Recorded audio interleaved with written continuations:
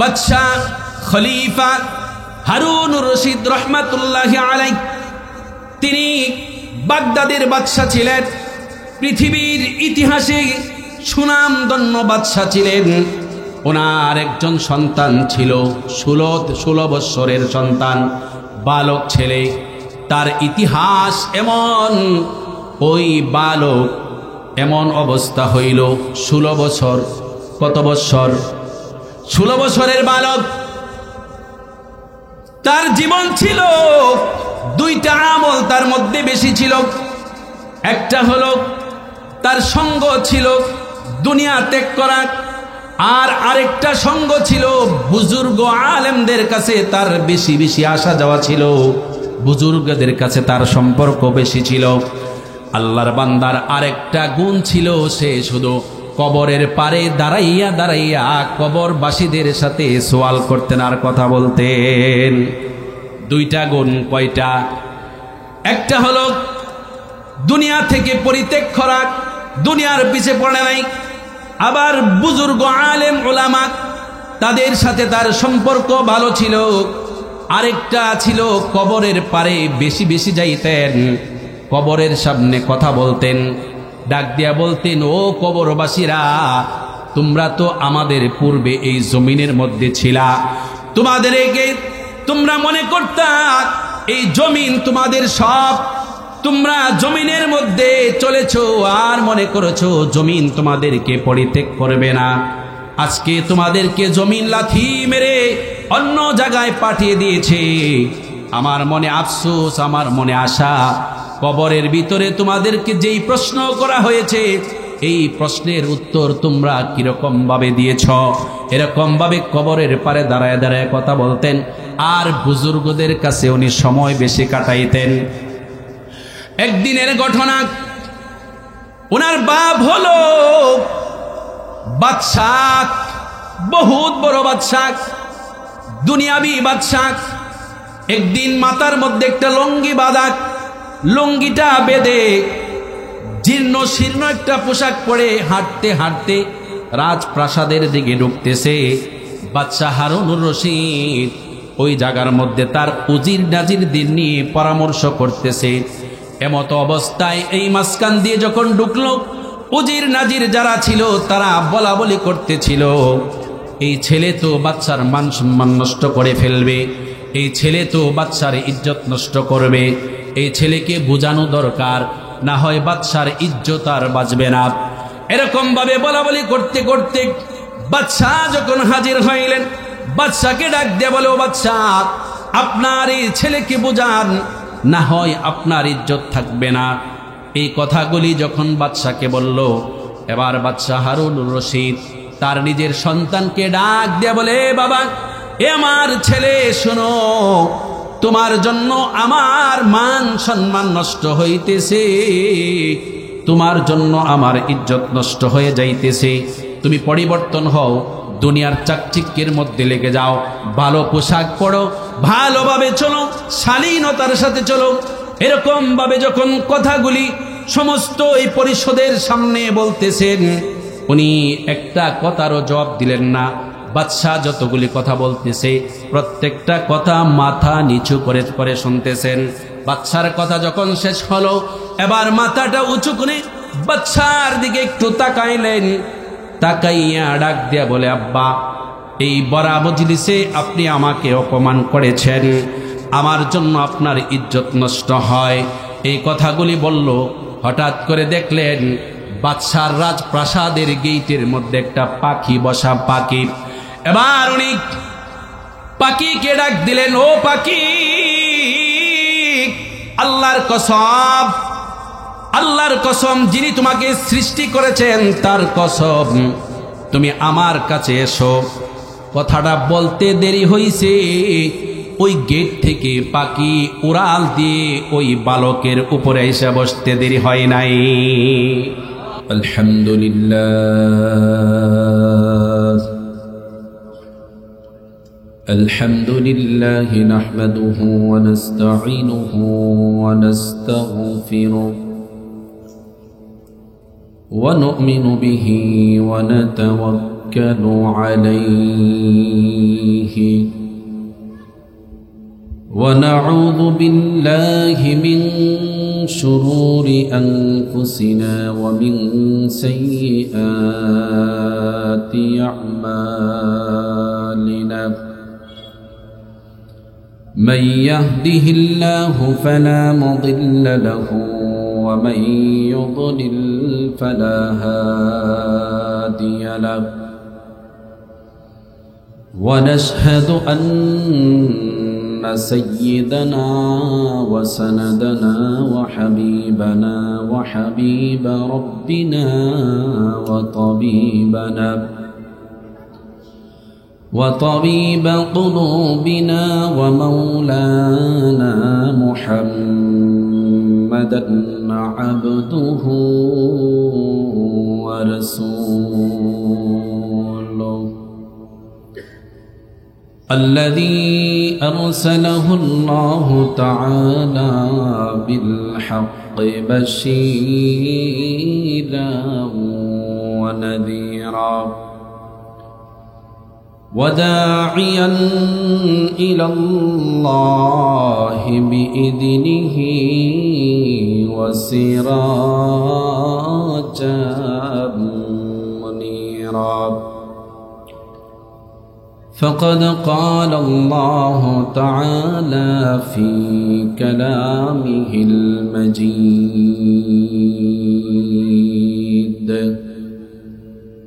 والفرقان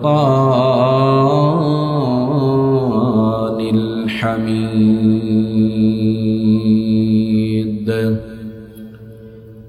সকলে আমার সাথে আওয়াজ করে বলেন আউযু বিল্লাহি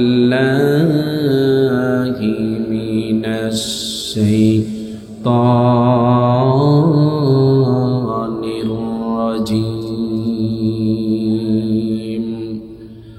বিসমিল্লাহির রাহমানির রাহিম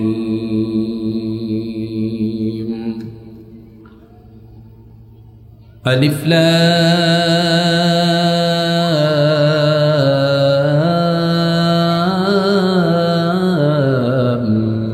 মিম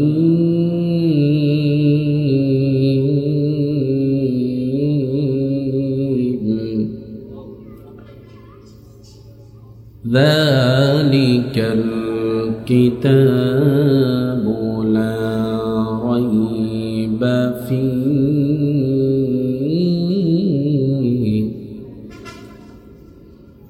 هدى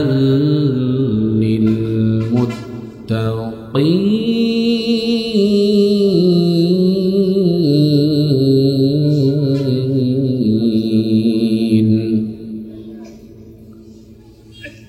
الذين يؤمنون بالغيب ويقيمون الصلاة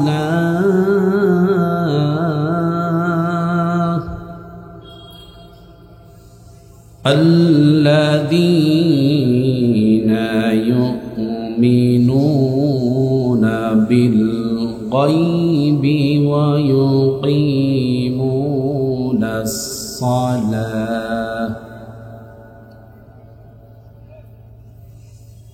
الذين يؤمنون بالغيب ويقيمون الصلاة ومما رزقناهم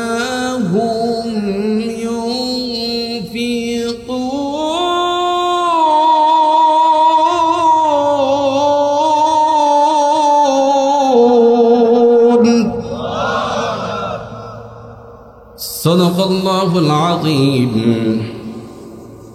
قال النبي صلى الله عليه وسلم: السخي حبيب الله، أو كما قال النبي عليه الصلاة والسلام: ইন্নাল্লাহা ওয়া মালাইকাতাহু ইউসাল্লুনা আলান নবী ইয়া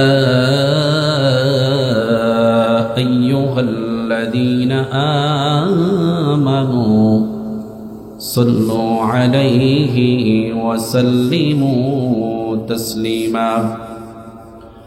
সকলে জবান খুলে মুহাব্বতে, মদিনার মুহাব্বতে, নবীর মুহাব্বতে আওয়াজ করে দুরূদে ইব্রাহিম পড়ি। আল্লাহুম্মা সাল্লি আলা মুহাম্মাদিন ওয়া আলা আলি মুহাম্মাদ কামা সাল্লাইতা আলা ইব্রাহিম ওয়া আলা আলি ইব্রাহিম ইন্নাকা হামিদুম মাজিদ। اللهم بارك على محمد وعلى آل محمد كما باركت على إبراهيم وعلى آل إبراهيم إنك حميد مجيد لا إله إلا الله لا إله إلا الله لا إله إلا الله لا إله إلا الله لا إله لا إله إلا الله لا إله إلا الله لا إله إلا الله لا إله إلا الله سبحان الله والحمد لله لا إله إلا الله لا إله إلا الله لا إله إلا الله سبحان الله والحمد لله لا إله لا إله إلا الله محمد رسول الله صلى الله عليه وسلم। তোমার গনা দিন ফু রহিয়া যাবে, গহনা দিন ফু রহিয়া যাবে, যৌবনে লাগবে বাটি,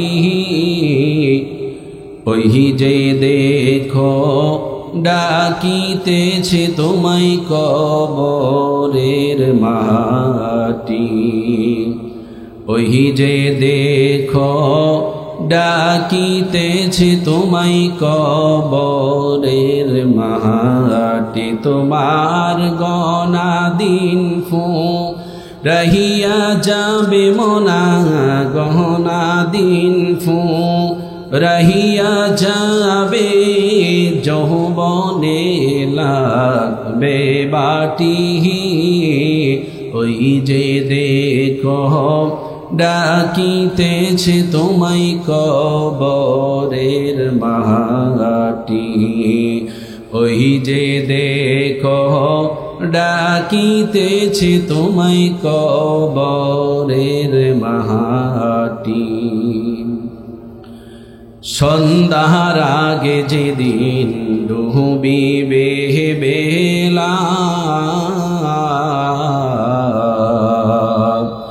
এক নিমিষে সঙ্গ হবে তোমার রঙেরি মেলা। সন্ধ্যার আগে যেদিন ডুবিবে বেলা,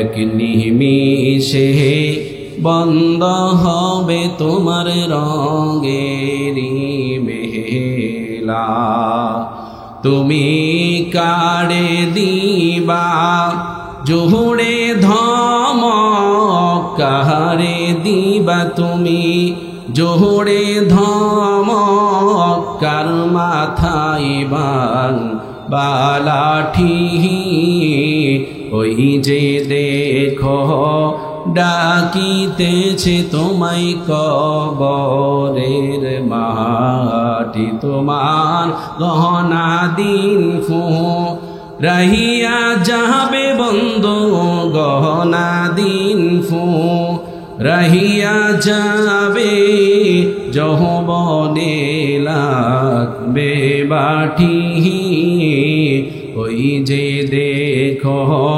ডাকিতেছে তোমায় কবরের মাটি খবর পেয়ে আত্মীয় সহজন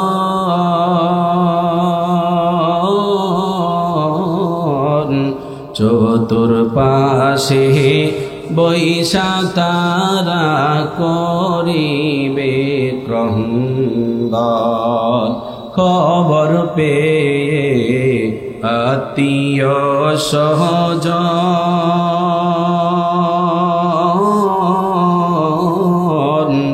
চতুর্পাশে বৈশা তারা করিবে ক্রন্দন ওরে সাজাইবে মনের মতো সাজাইবে তোমায় মোহনের মতো কি সুন্দর পরিপাটি ওই যে দেখো ডাকিতেছে তোমায় কবরের মাটি তোমার গহনা দিন ফু রহিয়া যাবে গহনা দিন ফু রহিয়া যাবে যৌবনে লাগবে বাটি ওই যে দেখো ডাকিতেছে তোমায় কবরের মাটি বলেন আলহামদুলিল্লাহ বেজার হইছেন আলহামদুলিল্লাহ দারুন নাজাত বালিকা মাদ্রাসা ও মার্কাজুত তালিম আল ইসলাম বটগড় কালিয়াকুর গাজীপুরের উদ্যোগে 13 নভেম্বর বুধবার প্রথম বার্ষিক ওয়াজ মাহফিলের সদরে জলসার মোহতারাম সভাপতি জনাব আলহাজ আব্দুল ওয়াহাব মাদবর সাহেব, আজকের প্রধান মেহমান বিশিষ্ট আলেমী দিন বুজুর্গানে দিন শেখ আল্লামা ডক্টর মুস্তাক আহমদ বারাকাল্লাহু ফি হায়াতি বলেন আমিন। পূর্বে যিনারা আলোচনা করেছেন অত্যন্ত জ্ঞানগর্ভ তাত্ত্বিক এবং আমলি আলোচনা করেছেন। আমার পূর্বে যিনি আমাদের মুরব্বী অত্র এলাকার কৃতি সন্তান সকলের সুপরিচিত বটগড় কেন্দ্রীয় জামে মসজিদের সম্মানিত সুনামধন্য খতিব দাওয়াতুল হক ইসলামিয়া মাদ্রাসার সম্মানিত সুনামধন্য মুহতামিম হযরত মাওলানা মতিউর রহমান সাহেব বারাকাল্লাহু ফি হায়াতি বলেন আমিন। আমার পূর্বে তার পূর্বে যিনি আলোচনা করেছেন মুফতি নাজমুল হাসান জাহানারাবাদী, আল্লাহ রাব্বুল আলামিন ওনাদের এই কোরআন হাদিসের আলোচনা যারা আমরা শ্রবণ করেছি আমাদের সকলকে আমল করার তৌফিক দান করেন বলেন আমিন। মঞ্চ উপবিষ্ট আছেন অত্র অঞ্চলের অত্র গ্রামের অত্র এলাকার কৃতি সন্তান বিশিষ্ট আলেম দ্বীন হযরত মাওলানা হাফেজ মতিউর রহমান সাহেব, আজকের যিনি আমাদের সম্মুখে বসে আছেন, মঞ্চ উপবিষ্ট বিভিন্ন উলামায়ে কেরাম, আমার শ্রদ্ধেয় মুরব্বী সমবয়সী, আমার সামনে উপবিষ্ট আমার অত্যন্ত কলিজার টুকরা মহব্বতের দ্বীনী ভাই প্রাণপ্রিয় মুসল্লিয়ান ইকরাম, আল্লাহ রাব্বুল আলামিনের দরবারে শুকর গুজার হই, শুকরিয়া আদায় করি যিনি আমাদেরকে আজকের এই মাদ্রাসা কর্তৃক দারুন নাজাত বালিকা মাদ্রাসার উদ্যোগে আমাদের সকলকে কোরআন এবং হাদিসের আলোচনা শোনার নিয়তে, বলার নিয়তে, ঘর থেকে বাড়ি থেকে, বিভিন্ন মহল থেকে, বিভিন্ন পরিবেশ থেকে আমাদের সকলকে এক মনে এক দিলে 10 মায়ের 10 সন্তানকে জুড়ে মিলে বসার তৌফিক দিয়েছেন। আওয়াজ করে ওই মনিবের দরবারে শুকরিয়া আদায় করে আলহামদুলিল্লাহ। লক্ষ কোটি দরুদ ও সালাম মানবতার মুক্তির দূত, মানবতার মুক্তির দিশারি, নবীদের সর্দার, নবীকুলের সম্রাট, আপনার আমার কলিজার টুকরা প্যারা নবী মুহাম্মদ রাসূলুল্লাহ সাল্লাল্লাহু আলাইহি ওয়াসাল্লামের উপর। সম্মানিত উপস্থিতি, আমার প্রাণপ্রিয় ভাইরা, আল্লাহ রাব্বুল আলামিন আমাদেরকে বসিয়েছেন 2 ভাগে ভাগ করে। কেউ বলবে, কেউ শ্রবণ করবে। যারা বলবে তারাও নিজের ব্যক্তির কোনো স্বাধীনতা নিয়ে বলতে পারবে না। যারা শ্রবণ করব তারাও নিজের শক্তিতে শ্রবণ করতে পারবো না। এখানে আল্লাহ রাব্বুল আলামিন যদি যিনি বলবেন ওনাকে তৌফিক দেন, যিনারা শ্রবণ করবেন তাদেরকে মন মানসিকতা ধীরস্থির মন মানসিকতা নিয়ে বসে শোনার নিয়তে বসে উভয়ই যদি বলনেওয়ালা এবং শ্রবণ করনেওয়ালা উভয়ের নিয়ত যদি এক থাকে, আমলের নিয়তে বলবে এবং শুনবে, তাহলে এই আলোচনার পরে এবং আলোচনার মধ্যে আমাদের ফায়দা আছে না নাই? তো আমি এখানে বসেছি, এটা আল্লাহর তরফ থেকে আল্লাহ রাব্বুল আলামিন মেহেরবানি করেছেন, এই জন্য বসেছি। তো আমরা মানুষ হিসেবে আমাদেরকে আল্লাহ রাব্বুল আলামিন হিত শক্তি দিয়েছেন, বোঝার, বলার, শ্রবণ করার, চলার শক্তি আল্লাহ রাব্বুল আলামিন আমাদেরকে দিয়েছেন। আমরা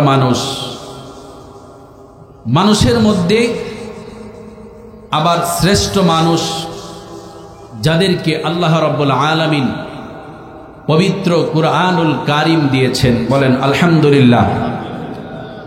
এই কুরআনুল কারীম আল্লাহ রাব্বুল আলামিন পাহাড়কে দিতে চেয়েছিলেন, আসমানকে দিতে চেয়েছিলেন। এই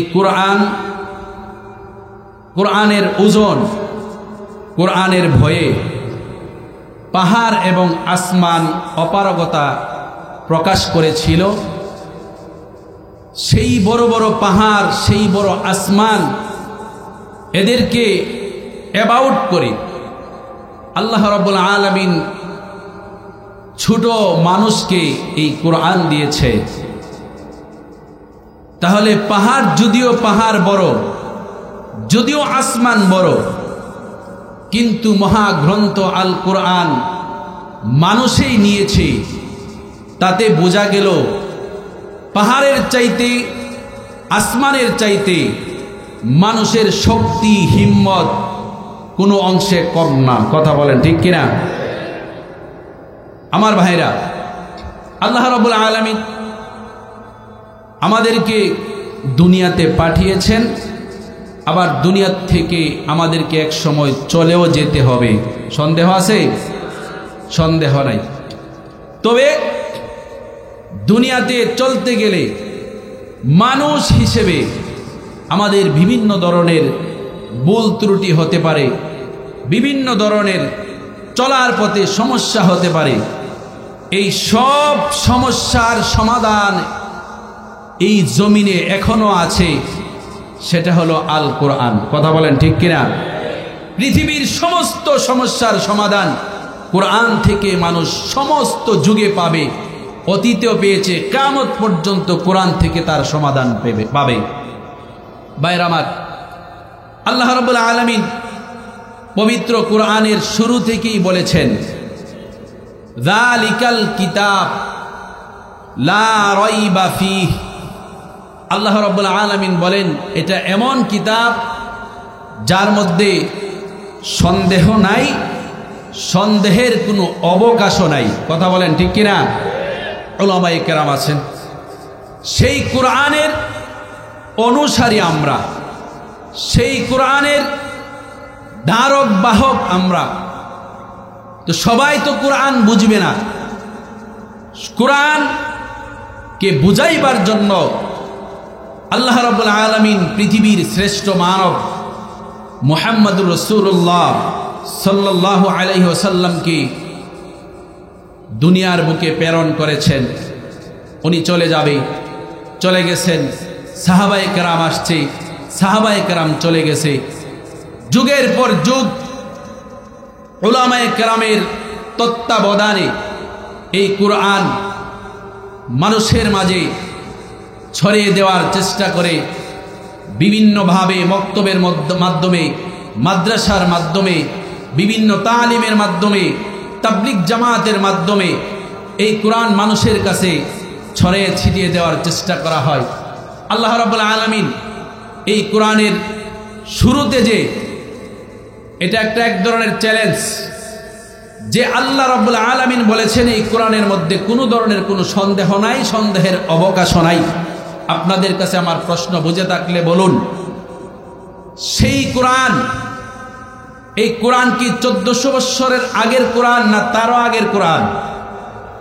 কথা বলেন, এই কোরআন কি 1400 বছরের কোরআন না তার আগের কোরআন?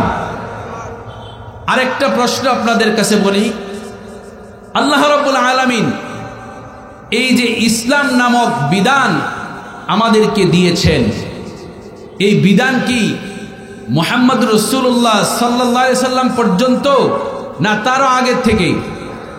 তারও আগে থেকে। ওই দিন একজনে বলল যে পৃথিবীর বুকে বৌদ্ধ ধর্ম সবার, কোরআন ধর্ম সবার আগের ধর্ম। এই কথা কি আপনারা একমত? আওয়াজ করে বলেন, এই কথা একমত? আপনাদের কাছে আমার প্রশ্ন, এই পৃথিবীর বুকে সর্বপ্রথম যিনি পদার্পণ করেছেন তিনি হলেন আবুল বাশার, যেনাকে বলা হয় হযরত আদম আলাইহিস সালাতু ওয়াস সালাম। ওনার আগে এই পৃথিবীতে কোনো মানুষ ছিল? আওয়াজ করে বলেন, মানুষ ছিল? ছিল না।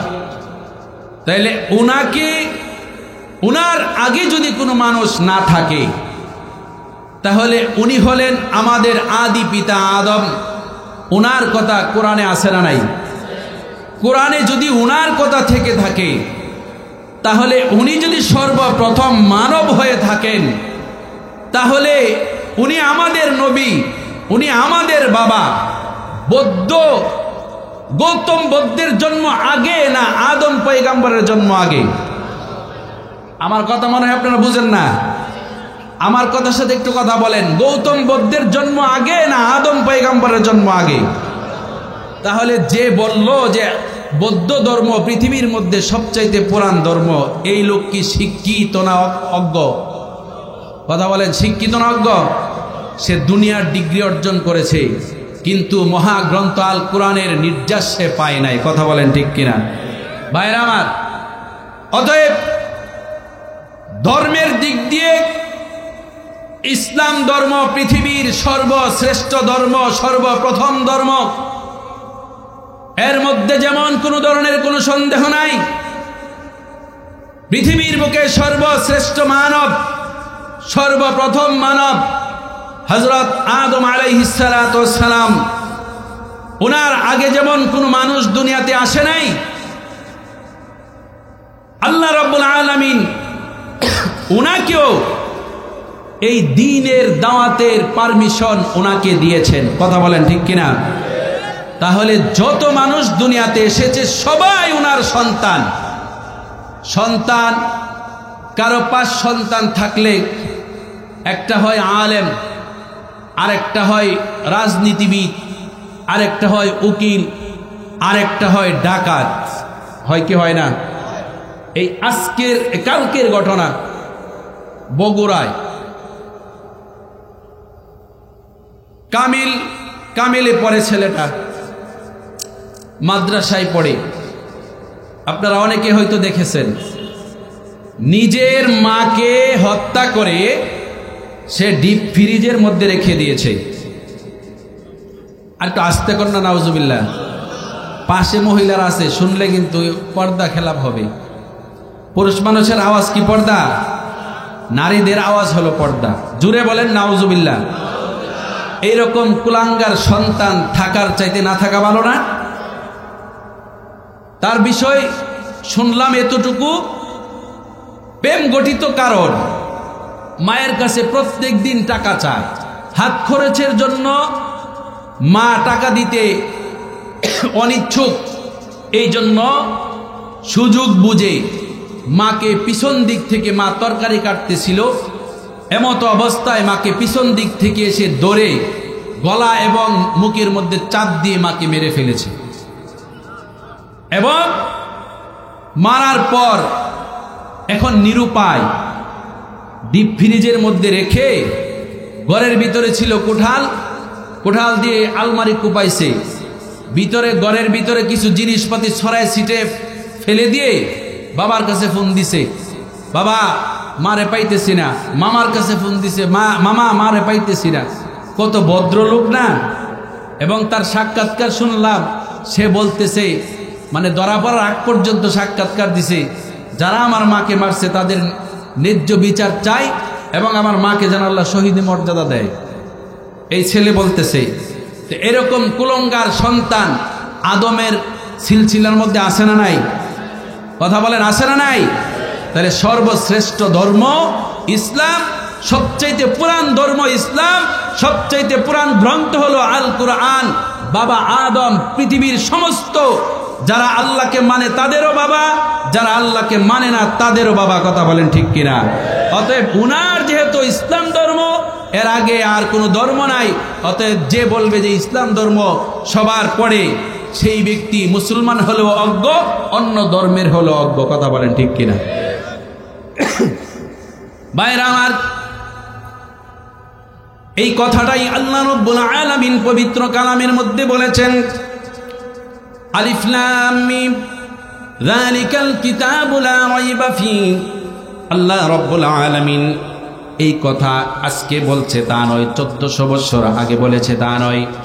আল্লাহ রাব্বুল আলামিন আরশে আজিমের কথা আল্লাহ রাব্বুল আলামিন ওই সময় ওই কথা লিপিবদ্ধ করে রেখেছেন। কোরআনের শুরুতে আল্লাহ রাব্বুল আলামিন বলেন, যালিকাল কিতাব লা রাইবা ফীহি। এই কিতাবের মধ্যে কোনো সন্দেহ নাই, সন্দেহের কোনো অবকাশ নাই। তারপরে আল্লাহ রাব্বুল আলামিন বলেন, যালিকাল কিতাব লা রাইবা ফীহি হুদাল লিল মুত্তাকিন। এই কিতাব হলো মুত্তাকিনদের জন্য হেদায়েত। আল্লাহু আকবার। মুত্তাকিদের জন্য হেদায়েত। আল্লাযীনা ইউমিনুনা বিল গায়ব, আল্লাযীনা ইউমিনুনা বিল গায়বি ওয়া ইউকিমুনাস সালাতা ওয়া মিম্মা রাযাকনাহুম ইউনফিকুন। আল্লাহ রাব্বুল আলামিন বললেন, আল্লাযীনা ইউমিনুনা বিল গায়ব, ঈমানদার হলো তারা যারা গায়েবের উপরে বিশ্বাস করে এবং নামাজ প্রতিষ্ঠা করে, নামাজকে কায়েম করে, আর আমি আল্লাহ যা কিছু দিয়েছি তার থেকে আমি আল্লাহর রাস্তায় ব্যয় করে। তিনটা কথা এখানে বললেন, আল্লাযীনা ইউমিনুনা বিল গায়ব, গায়েবের উপরে বিশ্বাস। গায়েবের উপরে বিশ্বাস বলতে যেই সমস্ত জিনিসগুলি আছে, কিছু কিছু জিনিস আছে ওগুলি ধরাও যায় না, ছোঁয়া যায় না, ঘ্রাণ নেওয়া যায় না, দেখা যায় না, এরকম জিনিস আছে না নাই? আল্লাহ রাব্বুল আলামিন এমন এমন জিনিস বানাইছেন। আল্লাহ রাব্বুল আলামিন জান্নাত বানাইছেন, আমরা শুনেছি দেখি নাই। কথা বলেন ঠিক কিনা? জাহান্নাম বানাইছেন, শুনেছি দেখি নাই। কিন্তু এই জান্নাত আছে, জান্নাতের নাজ নিয়ামত আছে, জাহান্নাম আছে। দুনিয়াতে শাস্তি, দুনিয়াতে অপকর্ম করে গেলে এই জাহান্নামের ভিতরে শাস্তি হবে, এই কথা সিরাত বানাইছেন। ফুলসিরাতের কথা আমরা শুনেছি দেখি নাই। এই না দেখাটা গায়েবের বিশ্বাস। এই বিশ্বাসের উপরে যারা থাকবে তারা হলো ঈমানদার। এটার উপরে বিশ্বাস আছে? কথা বলেন আছে? যে বিশ্বাস করে না তার সাথে আমার কোনো কথা নাই। সে বিশ্বাস না করা তার এটা স্বাধীনতা, তাকে আমি জোরে বলবো না যে আপনি বিশ্বাস করতেই হবে। কিন্তু আমরা যারা বিশ্বাস করি, মুত্তাকি দাবি করি, মুমিন মুসলমান, আমাদেরকে এটা মানতে হবে। তারপরে আল্লাহ রাব্বুল আলামিন বললেন, আল্লাযীনা ইউমিনুনা বিল গায়ব ওয়া ইউকিমুনাস সালাত, নামাজকে কায়েম করতে হবে, নামাজ প্রতিষ্ঠা করতে হবে, নামাজকে আদায় করতে হবে। ওই দিন দেখলাম এক কোরআনওয়ালা এক বন্ড বলতেছে, আলেমরা মোল্লারা বলে মুহাম্মদ সাল্লাল্লাহু আলাইহি ওয়াসাল্লাম নাকি নামাজ পড়েছে, মুহাম্মদ কোনোদিন নামাজ পড়ে নাই। আর হুজুর বলেন না নাউজুবিল্লাহ। তাহলে এই যে লোক, এই জন্য মাঝে মাঝে বলি এই যুগটা হলো ফিতনার যুগ। বিভিন্নভাবে আমরা ফেসবুকের মাধ্যমে, ইউটিউবের মাধ্যমে আমরা বিভিন্নভাবে ভিডিও আমাদের সামনে আসে, শর্টকাট করা ভিডিও। এই ভিডিওগুলি দেখে আমরা আমাদের সমাজের মধ্যে বিভক্তির মধ্যে পড়ে যাই। এই কথা যদি কেউ একজন অজ্ঞ মানুষ শুনে তাহলে ওদিকে সে দৌড় দিবে। তার কাছে প্রশ্ন, আপনাদের কাছে প্রশ্ন, আল্লাহ নামাজের কথা বলেছে, কোন ওয়াক্তে কত রাকাত নামাজ এই কথা বলছে নাকি? তাহলে আমরা ফজরের নামাজ 4 রাকাত পাইলাম, ফজরের নামাজ 2 রাকাত ফরজ পাইলাম, এটা কোত্থেকে পাইলাম? আল্লাহ রাব্বুল আলামিনের পয়গম্বর এই জমিনের মধ্যে নিজে প্র্যাকটিক্যাল আমল করে উম্মতদেরকে শিক্ষা দিয়ে গেছেন। কথা বলেন ঠিক কিনা ভাইরা আমার? তারপর আল্লাহ রাব্বুল আলামিন বললেন, আল্লাযীনা ইউমিনুনা বিল গায়ব ওয়া ইউকিমুনাস সালাতা ওয়া মিম্মা রাযাকনাহুম ইউনফিকুন।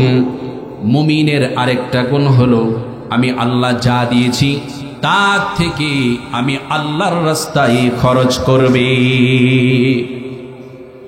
ভাইরা আমার, এই জমিন কার? আওয়াজ করে বলেন, জমিন কার? আসমান কার? জমিনের মধ্যে যত ফসল ফল ফলাদি হয় সব কিছু আল্লাহ আমাদেরকে দেয়। আল্লাহ রাব্বুল আলামিন রিজিকের মালিক। আল্লাহ বলেন, কোন বান্দা যদি আমি আল্লাহর হুকুম আহকামগুলি মেনে নেয়, তাহলে আল্লাহ রাব্বুল আলামিন বলেন, আমি আল্লাহ ওই বান্দা বান্দির রিজিকের ফয়সালা এমন জায়গা থেকে করব ওই বান্দা এবং বান্দি কল্পনাও করতে পারবে না। ভাইরা আমার, আজকে আমরা দুনিয়াকে এমন ভাবে আঁকড়ে ধরেছি, দুনিয়াকে এমন ভাবে আমরা লালন পালন করতেছি। আল্লাহ রাব্বুল আলামিন দুনিয়া আমাদের জন্য দিয়েছেন, দুনিয়ার সুখ শান্তিও আমাদের জন্য দিয়েছেন। কিন্তু আল্লাহ রাব্বুল আলামিন আয়াতের বিভিন্ন, কোরআনের বিভিন্ন জায়গায় বলেছেন, ও বান্দা, ও ইমানদারেরা, তোমরা দুনিয়ার মোহে পড়ে তোমাদের ভবিষ্যৎ অন্ধকার করো না। সন্তান সন্ততির মোহে পড়ে, তাদের ভালোবাসায় পড়ে তোমাদের ভবিষ্যৎ অন্ধকার করো না। আল্লাহ রাব্বুল আলামিন বলেন, ইয়া আইয়ুহাল্লাযীনা আমানু লা তুলহিকুম আমওয়ালুকুম ওয়ালা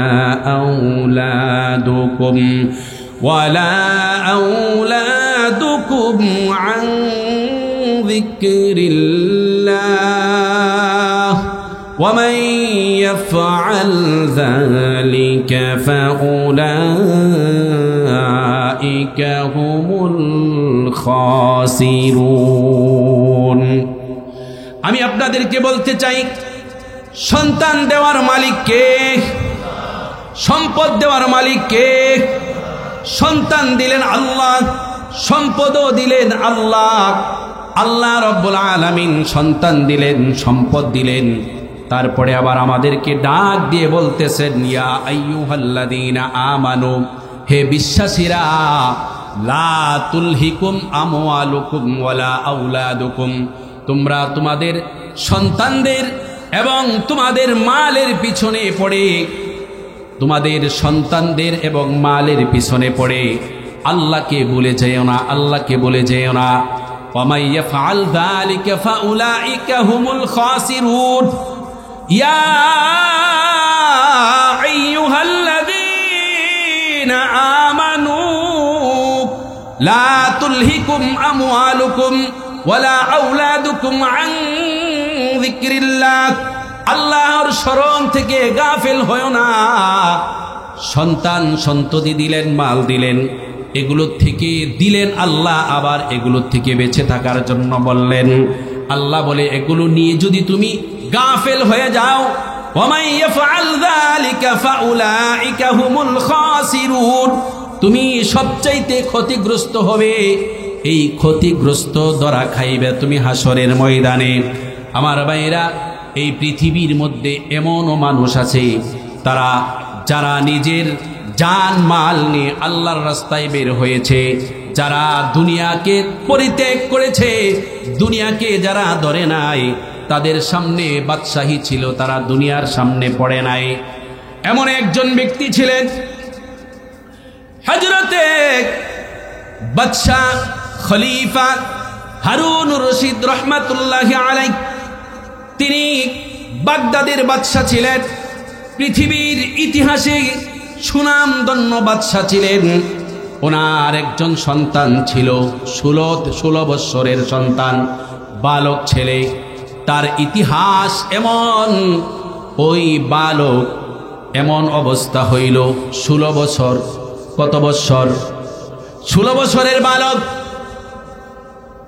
তার জীবন ছিল দুইটা আমল তার মধ্যে বেশি ছিল। একটা হলো তার সঙ্গ ছিল দুনিয়া ত্যাগ করা, আর আরেকটা সঙ্গ ছিল বুজুর্গ আলেমদের কাছে তার বেশি বেশি আসা যাওয়া ছিল, বুজুর্গদের কাছে তার সম্পর্ক বেশি ছিল। আল্লাহর বান্দার আরেকটা গুণ ছিল, সে শুধু কবরের পারে দাঁড়াইয়া দাঁড়াইয়া কবরবাসীদের সাথে সওয়াল করতেন আর কথা বলতেন। দুইটা গুণ। কয়টা? একটা হলো দুনিয়া থেকে পরিত্যাগ করা, দুনিয়ার পিছে পড়ে নাই। আবার বুজুর্গ আলেম ওলামা, তাদের সাথে তার সম্পর্ক ভালো ছিল। আরেকটা ছিল কবরের পারে বেশি বেশি যাইতেন, কবরের সামনে কথা বলতেন, ডাক দিয়া বলতেন, ও কবরবাসীরা, তোমরা তো আমাদের পূর্বে এই জমিনের মধ্যে ছিলা, তোমাদেরকে তোমরা মনে করতা এই জমিন তোমাদের সব, তোমরা জমিনের মধ্যে চলেছো আর মনে করেছো জমিন তোমাদেরকে পরিত্যাগ করবে না। আজকে তোমাদেরকে জমিন লাথি মেরে অন্য জায়গায় পাঠিয়ে দিয়েছে। আমার মনে আফসোস, আমার মনে আশা, কবরের ভিতরে তোমাদেরকে যেই প্রশ্ন করা হয়েছে, এই প্রশ্নের উত্তর তোমরা কিরকম ভাবে দিয়েছ। এরকম ভাবে কবরের পারে দাঁড়ায় দাঁড়ায় কথা বলতেন, আর বুজুর্গদের কাছে উনি সময় বেশি কাটাইতেন। একদিনের ঘটনা, ওনার বাপ হলো বাদশাহ, বহুত বড় বাদশাহ, দুনিয়াবি বাদশাহ।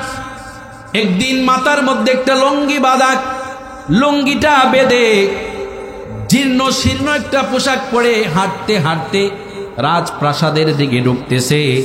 বাদশাহ হারুনুর রশিদ ওই জায়গার মধ্যে তার উজির নাজিরদের নিয়ে পরামর্শ করতেছে। এমত অবস্থায় এই মাঝখান দিয়ে যখন ঢুকলো, উজির নাজির যারা ছিল তারা বলা বলি করতেছিল, এই ছেলে তো বাদশার মান সম্মান নষ্ট করে ফেলবে, এই ছেলে তো বাদশার ইজ্জত নষ্ট করবে, এই ছেলেকে বোঝানো দরকার, না হয় বাদশার ইজ্জত আর বাঁচবে না। এরকম ভাবে বলা বলি করতে করতে বাদশাহ যখন হাজির হইলেন, বাদশাকে ডাক দিয়ে বলে, ও বাদশাহ, আপনার এই ছেলেকে বোঝান, না হয় আপনার ইজ্জত থাকবে না।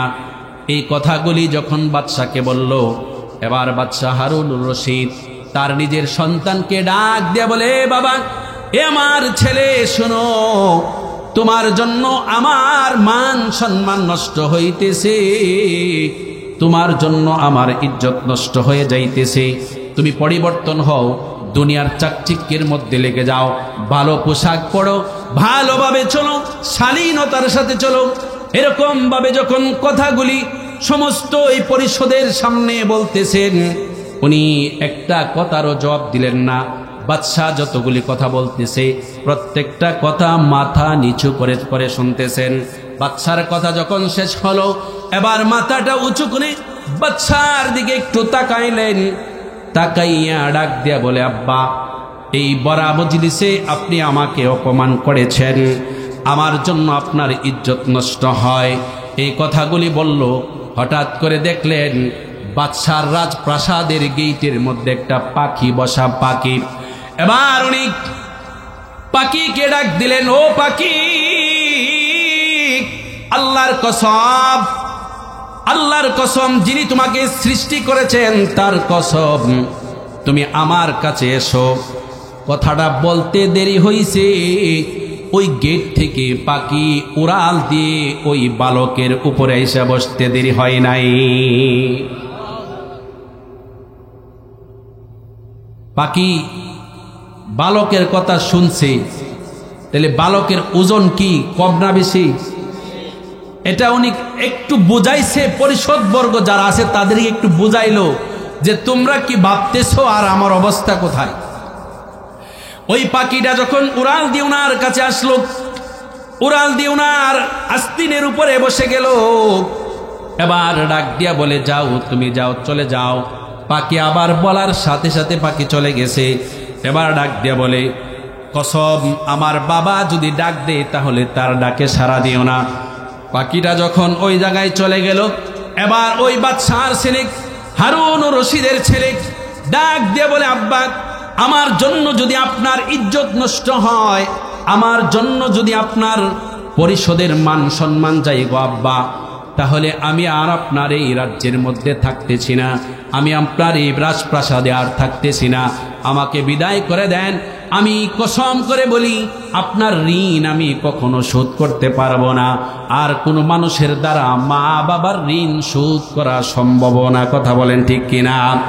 এবার এই কথা বলে উনি চলে যাইতেছেন। সাথে নিলেন একটা কোরআন, আরেকটা উজু করার জন্য বদনিক, আরেকটা উনি বাদশাহ হারুন রশিদ বলেন, আমি আমার স্ত্রীকে বলে দিলাম খরচ করবে, রাস্তা দিয়ে চলে যাবে, তার খরচের জন্য একটা আংটি তাকে দিয়ে দেওয়া হলো। আংটিটা নিয়ে গেল রাজপ্রাসাদ থেকে, আর কোনো কিছু নিল না। এবার মুক্ত হস্তে বাড়ি থেকে বের হয়ে গেলেন। বাড়ি থেকে বের হয়ে সুদূর বসরা শহরে চলে গেলেন। ওই বসরা শহরে গিয়ে তার আপনজন বলতে আর কেউ নাই। ওই বসরা শহরে গিয়ে জঙ্গলের ভিতরে বসবাস করতে লাগলো। এমন ভাবে বসবাস করতে লাগলো, তার সঙ্গী হলো কুরআন, উজু করার জন্য একটা বদনি। এবার তার কর্মজীবন শুরু করতে হবে। কি খাবে? মানুষের জন্য বেঁচে থাকলে খাবার দরকার আছে না নাই? যত বুজুর্গই হোক আর যত আল্লাহওয়ালা হোক, তার খাবার লাগবে। খাবারের চাহাত আমার আল্লাহ দিয়েছেন সকলের মধ্যে। এই জন্য এই লোকটা হারুন রশিদের ছেলে 16 বছরের এই বালক বাজারে গেলেন কাজ করার জন্য। এবার বাজারে কাজ করতে যাইয়া তারপরেও কোরআন তেলাওয়াত বন্ধ নাই। কোরআন তিলাওয়াত করতেছে, বাজারের এক কোণে বসে বসে কোরআন তিলাওয়াত করতেছে। ওই জায়গায় আবু আমের নামে এক ব্যক্তি ছিল। উনি বলে, আমার কিছু কাজ করাতে হবে, আমি বাজারে গেলাম কামলা আনার জন্য। এই কামলা আনতে গিয়ে বাজারের মধ্যে দেখলাম কোণার মধ্যে বসে আছে একটা যুবক। ওই যুবকের চেহারাটা এত সুন্দর, আর তার হাতে ছিল কোরআন, কোরআন তিলাওয়াত করতেছিল। আমি ওই যুবকের কাছে গিয়ে বললাম, রে যুবক, তুমি কি কাজ করবা? যুবক ডাক দিয়া বলে, হ্যাঁ কাজ করব, কাজ করার জন্যই তো আমি দুনিয়াতে এসেছি। ভাইরা আমার, লক্ষ্য করে গল্প ঘটনা বলা উদ্দেশ্য নয়। আমাদের হালত, আমাদের অবস্থা আর এই বালকের অবস্থা কেমন। আল্লাহ রব্বুল আলামিন আমাদেরকে কত ধন সম্পদ দিয়েছে। আমরা ধন সম্পদের জন্য একে অপরকে মেরে ফেলতেছি।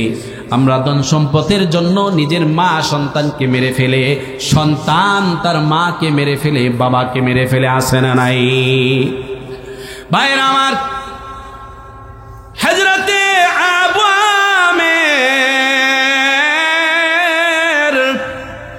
যুবককে ডাক দেয়া বলে, রে যুবক, আমার একটু কাজ করতে হবে, তুমি কি কাজ করবা? যুবক ডাক দেয়া বলে, হ্যাঁ কাজ করব। কি কাজ করতে হবে? বলে, আপনাকে মাটির কাজ করতে হবে। হ্যাঁ, মাটির কাজ, সুন্দর কাজ, ভালো কাজ। এবার ওনাকে দুইটা শর্ত দিল আবু আমের, ওনাকে দুইটা শর্ত দিল। ওই শুনেন, আমি আপনার বাড়িতে কাজ করব, দুইটা শর্ত। এক নাম্বার শর্ত হলো, আপনি আমাকে 1 দিরহাম বা 1 দিনার ষষ্ঠাংশ, তার চাইতে আরো কম মজুরি মূল্যে আমি আপনার বাসায় কাজ করব। 2 নাম্বার শর্ত হলো, যখন আজান হবে তারপরে আর 1 মুহূর্তের জন্য আমি আপনার কাজ করব না, আমি আমার মাওলার ডাকে সাড়া দেওয়ার জন্য কাজ বন্ধ করে দেব। আরেকটু জোরে বলেন না সুবহানাল্লাহ। এই পৃথিবীতে এখন আর এরকম কোনো মজদুর নাই, কামলা নাই, এই শর্ত দিবে যে ভাই আপনার কাজ করব ঠিক আছে, কিন্তু আজান হলে আমি আর আপনার কাজ করব না। আছে নাকি? আছে? আমার ভাইরা, আল্লাহর বান্দা 2 শর্তে উনাকে কাজ করাইতে নিলেন। কাজ করার জন্য উনি গেলেন।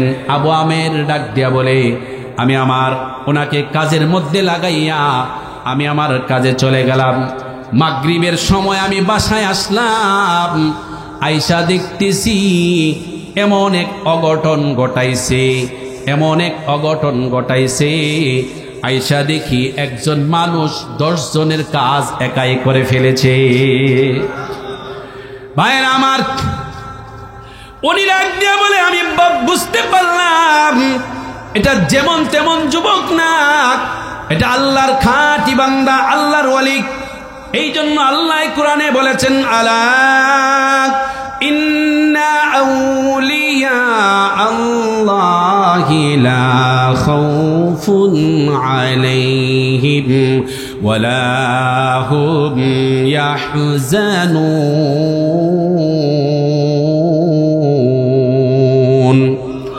আল্লাহ রাব্বুল আলামিন বলেন, যারা দুনিয়াতে আল্লাহর ওলি, আল্লাহর খাঁটি বান্দা যারা, তাদের দুনিয়াতে ভয় নাই, কোনো চিন্তা নাই, কোনো টেনশন নাই। আল্লাহর বান্দা মাগরিবের নামাজের সময় গেল, গিয়া দেখি আবু আমের ডাক দেয়া বলে, আমি দেখলাম একাই 10 জনের কাজ করে ফেলেছি, আমি তার উপরে সন্তুষ্ট হইলাম। সন্তুষ্ট তো হবেই, হওয়ার কথা না? আপনি যদি কামলা আনেন, গিয়া 1 পাকি জমির মধ্যে একজন লাগাই দিয়েছেন, এমন জঙ্গল ক্ষেতের মধ্যে, অথবা ধান কাটবেন, একজনকে লাগাই দিয়ে আসছেন। আপনি বললেন যে ভাই আপনি ক্ষেতটা কাটেন, আমি কালিয়াকোট থেকে একটু বাজার করে আসি। আইসা যদি আপনি নাস্তা নিয়ে গিয়ে দেখেন যে সমস্ত ক্ষেত একাই কেটে ফেলেছি, মালিক হাসবে না কাঁদবে? কথা বলেন, মালিক হাসবে না? এটা লাভ তো দুনিয়ার সবাই চায়। এবার আবু আমের ডাক দিয়া বলে, আমি দেখলাম একাই 10 জনের কাজ করে ফেলেছি, এবার আমি তার উপরে সন্তুষ্ট হইয়া মজুরি যা নির্ধারিত ছিল তার থেকে আরো 2 টাকা বাড়িয়ে দিলাম, 2 দিরহাম বাড়িয়ে দিলাম। ওই বালকটা ডাক দিয়া বলে, ও ভাই, আপনার সাথে আমার যা চুক্তি ছিল তার চাইতে বেশি দিবেন না, আপনার সাথে আমার কথা, বেশি দিলেও নেব না, কমও আপনি দিতে পারবেন না। আপনার সাথে আমার যা চুক্তি এইটাই দেন, এর চাইতে বেশি দিলেও আমি নেব না। সুবহানাল্লাহ। আল্লাহওয়ালা মানুষ চলে গেলেন, মজদুরি নিয়ে চলে গেলেন। আবু আমের ডাক দিয়া বলে, আমার কাজ শেষ হয় নাই, আমার আরো কাজ বাকি আছে। পরের দিন আমি আবার বাজারে গেলাম, গিয়ে মানুষদেরকে জিজ্ঞাসা করলাম, এরকম একটা যুবক, আজকে তাকে দেখতেছি না। মানুষেরা পরিচয় বলে দিয়ে বলল, এই লোকটা তো দৈনিক কাজের জন্য আসে না, সপ্তাহে 1 দিন কাজ করে, আর বাকি 7 দিন 6 দিন সেই জঙ্গলের মধ্যে কাটায়, এর মাঝখানে আর কাজের জন্য আসে না। এবার বলে যে কবে আসবে? যে 1 সপ্তাহ পরে আবার এই জায়গার মধ্যে আসবে। আবু আমের বসরি ডাক দিয়া বলে, আমি আর ওই দিন কোনো কামলা নিলাম না, আমার কাজের লোক নিলাম না, অপেক্ষমান ওই যুবক আমি কোথায় পাবো? এবার ওই যুবককে নেয়ার জন্য আবার ওই হাটের দিন, বাজারের দিন আসলাম। আইসা দেখলাম ওই যুবক বালক ওই বাজারের এক কোণের মধ্যে কোরআন তেলাওয়াত করতেছে। সুবহানাল্লাহ, আস্তে কর না। একটু আগে হুজুর বললেন কোরআন তেলাওয়াতের কি ফজিলত। যারা আমরা পড়তে পারি তারাও পড়ি না, যারা পড়তে পারি না তারাও পড়ি না। আর এই লোক তার সম্বল বানাইছে, সাথী বানাইছে আল্লাহর কোরআনকে। ভাইরা আমার, এবার আবু আমের বসরি ডাক দিয়া বলে, আমি ওই যুবকের কাছে আবার গেলাম। ডাক দিয়া বললেন কাজ করবেন? হ্যাঁ কাজ করব। কি কাজ করতে হবে? যে আমার আরো কাজ রয়েছে, ওই কাজটাই আমাকে আরো করতে হবে। এবার ওনাকে বাসায় নিয়ে যাওয়া হলো। বাসায় দিয়ে কাজের মধ্যে লাগাই দিয়ে আবু আমের বসরি ডাক মনে মনে বলে, এত কাজ কেমন করে একা একা করে এটাকে আমাকে দেখতে হবে। পরীক্ষা করার জন্য আমি একটু আড়ালে চলে গেলাম। আড়াল থেকে দেখতেছি ওই যুবক যখন মুসল্লা ইটের উপরে লাগায়, অটোমেটিক অন্য ইট ওই মুসল্লার উপরে গিয়ে বসে পড়ে। আরো জোরে বলেন সুবহানাল্লাহ। সম্ভব? সম্ভব? কথা বলেন না, সম্ভব না? ইট কথা শুনবে কার? আল্লাহর। এই বান্দাটা তো আল্লাহওয়ালা বান্দা, ঠিক কিনা? আল্লাহওয়ালা বান্দা। আর তার দুনিয়া সব ছেড়ে দিয়ে কার ছেলে? কথা বলেন কার ছেলে? বাদশার ছেলে। যেমন তেমন ছেলে না। আমাদের সন্তানেরা বাপে যদি 5 তলার মালিক হয়, ওই সন্তানরে তো টাচই করা যায় না, সে নামাজ কি বুঝে না। কথা বলেন ঠিক কিনা? তার বেশভূষা এমন, ক্লাস 1-এর ছেলে শর্ট প্যান্ট পরে, ভার্সিটিতে এই গাদায় পরে, গাদায়ও শর্ট প্যান্ট পরে। কথা বলেন না? বাপের সামনে দিয়া ঘুরে, বাপে বুক ফুলাইয়া বলে আমার পোলায় ভার্সিটিতে পড়ে। অথচ হে ওই নার্সারির পোলার লেভেল হইছে না, ভার্সিটিতে পড়া নার্সারির পোলা শর্ট প্যান্ট পরে ঘুরে, আর ভার্সিটির পোলা শর্ট প্যান্ট পরে ঘুরে। আছে না নাই? তাহলে এই দুইজনের মধ্যে পার্থক্য কি? এটা শিক্ষা অর্জন করে গরু, আর এটা না বুঝ।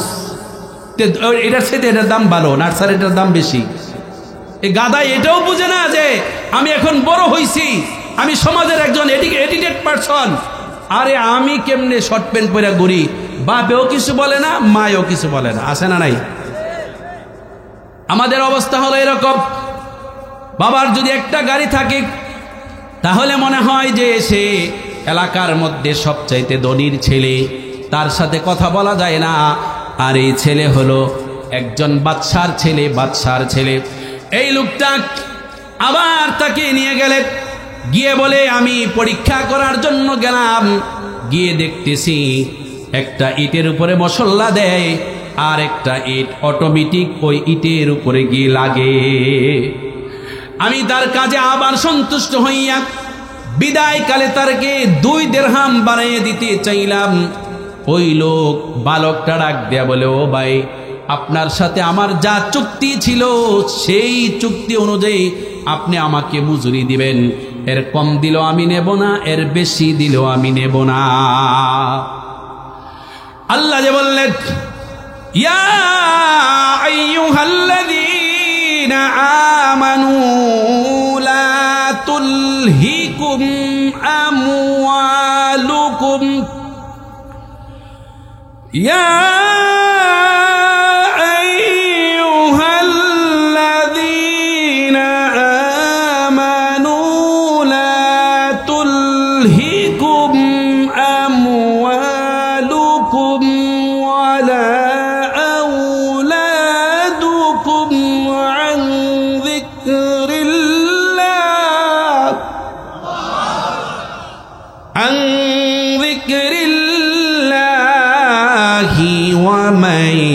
يفعل ذلك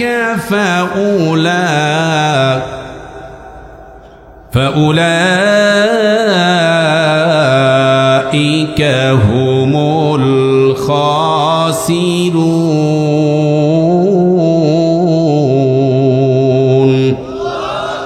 দুনিয়া ত্যাগ করে ফেলেছে। আবু আমের ডাক দিয়ে বলে, বিদায় দিলাম। আমার আরো তাকে দিয়ে আরো কাজ করাইবার ইচ্ছা।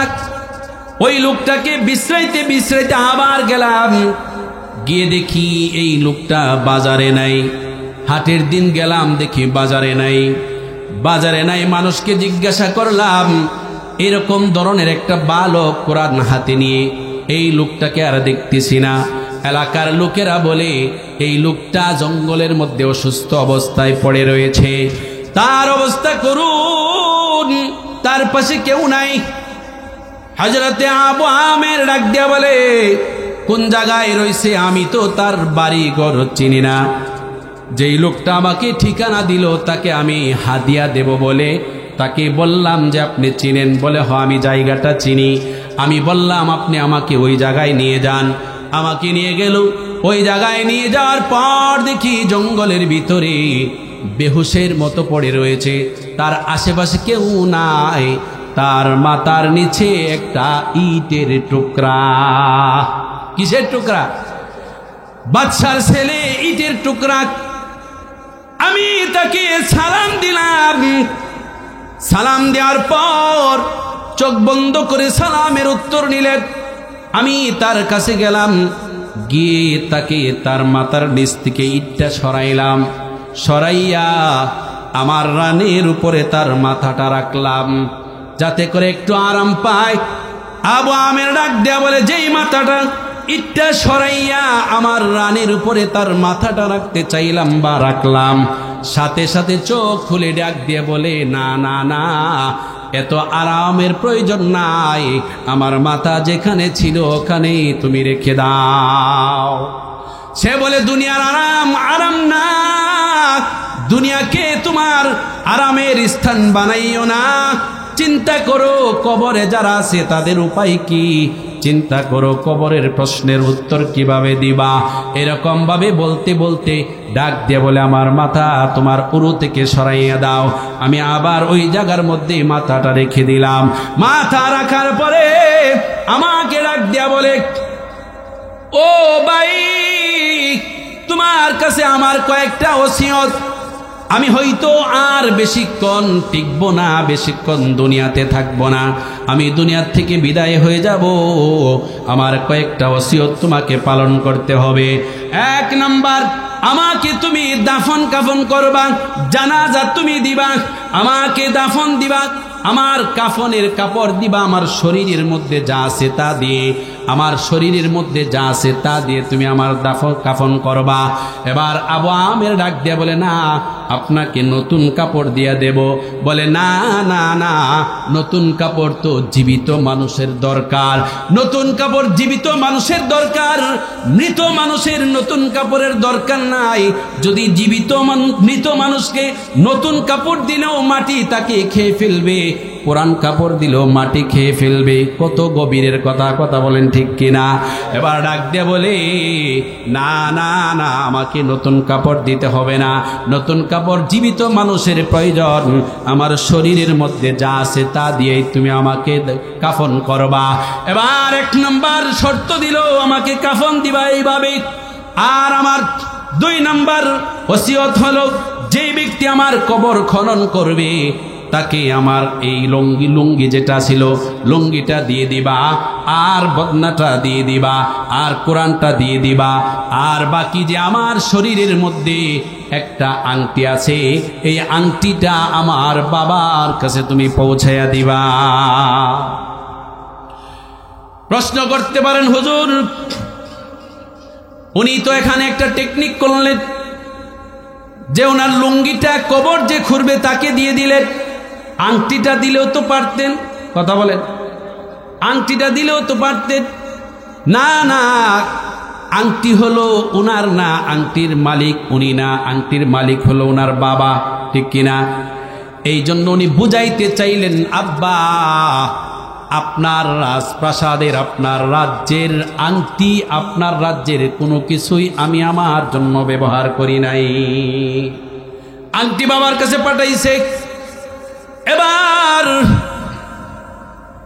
ইন্তেকাল করলেন। আবু আমের বলেন, এর ভিতরে কথার আমি আমার ওসিয়ত অনুযায়ী ওনাকে গোসল করাইলাম, ওনাকে কাফনের ব্যবস্থা করলাম, দাফন করলাম।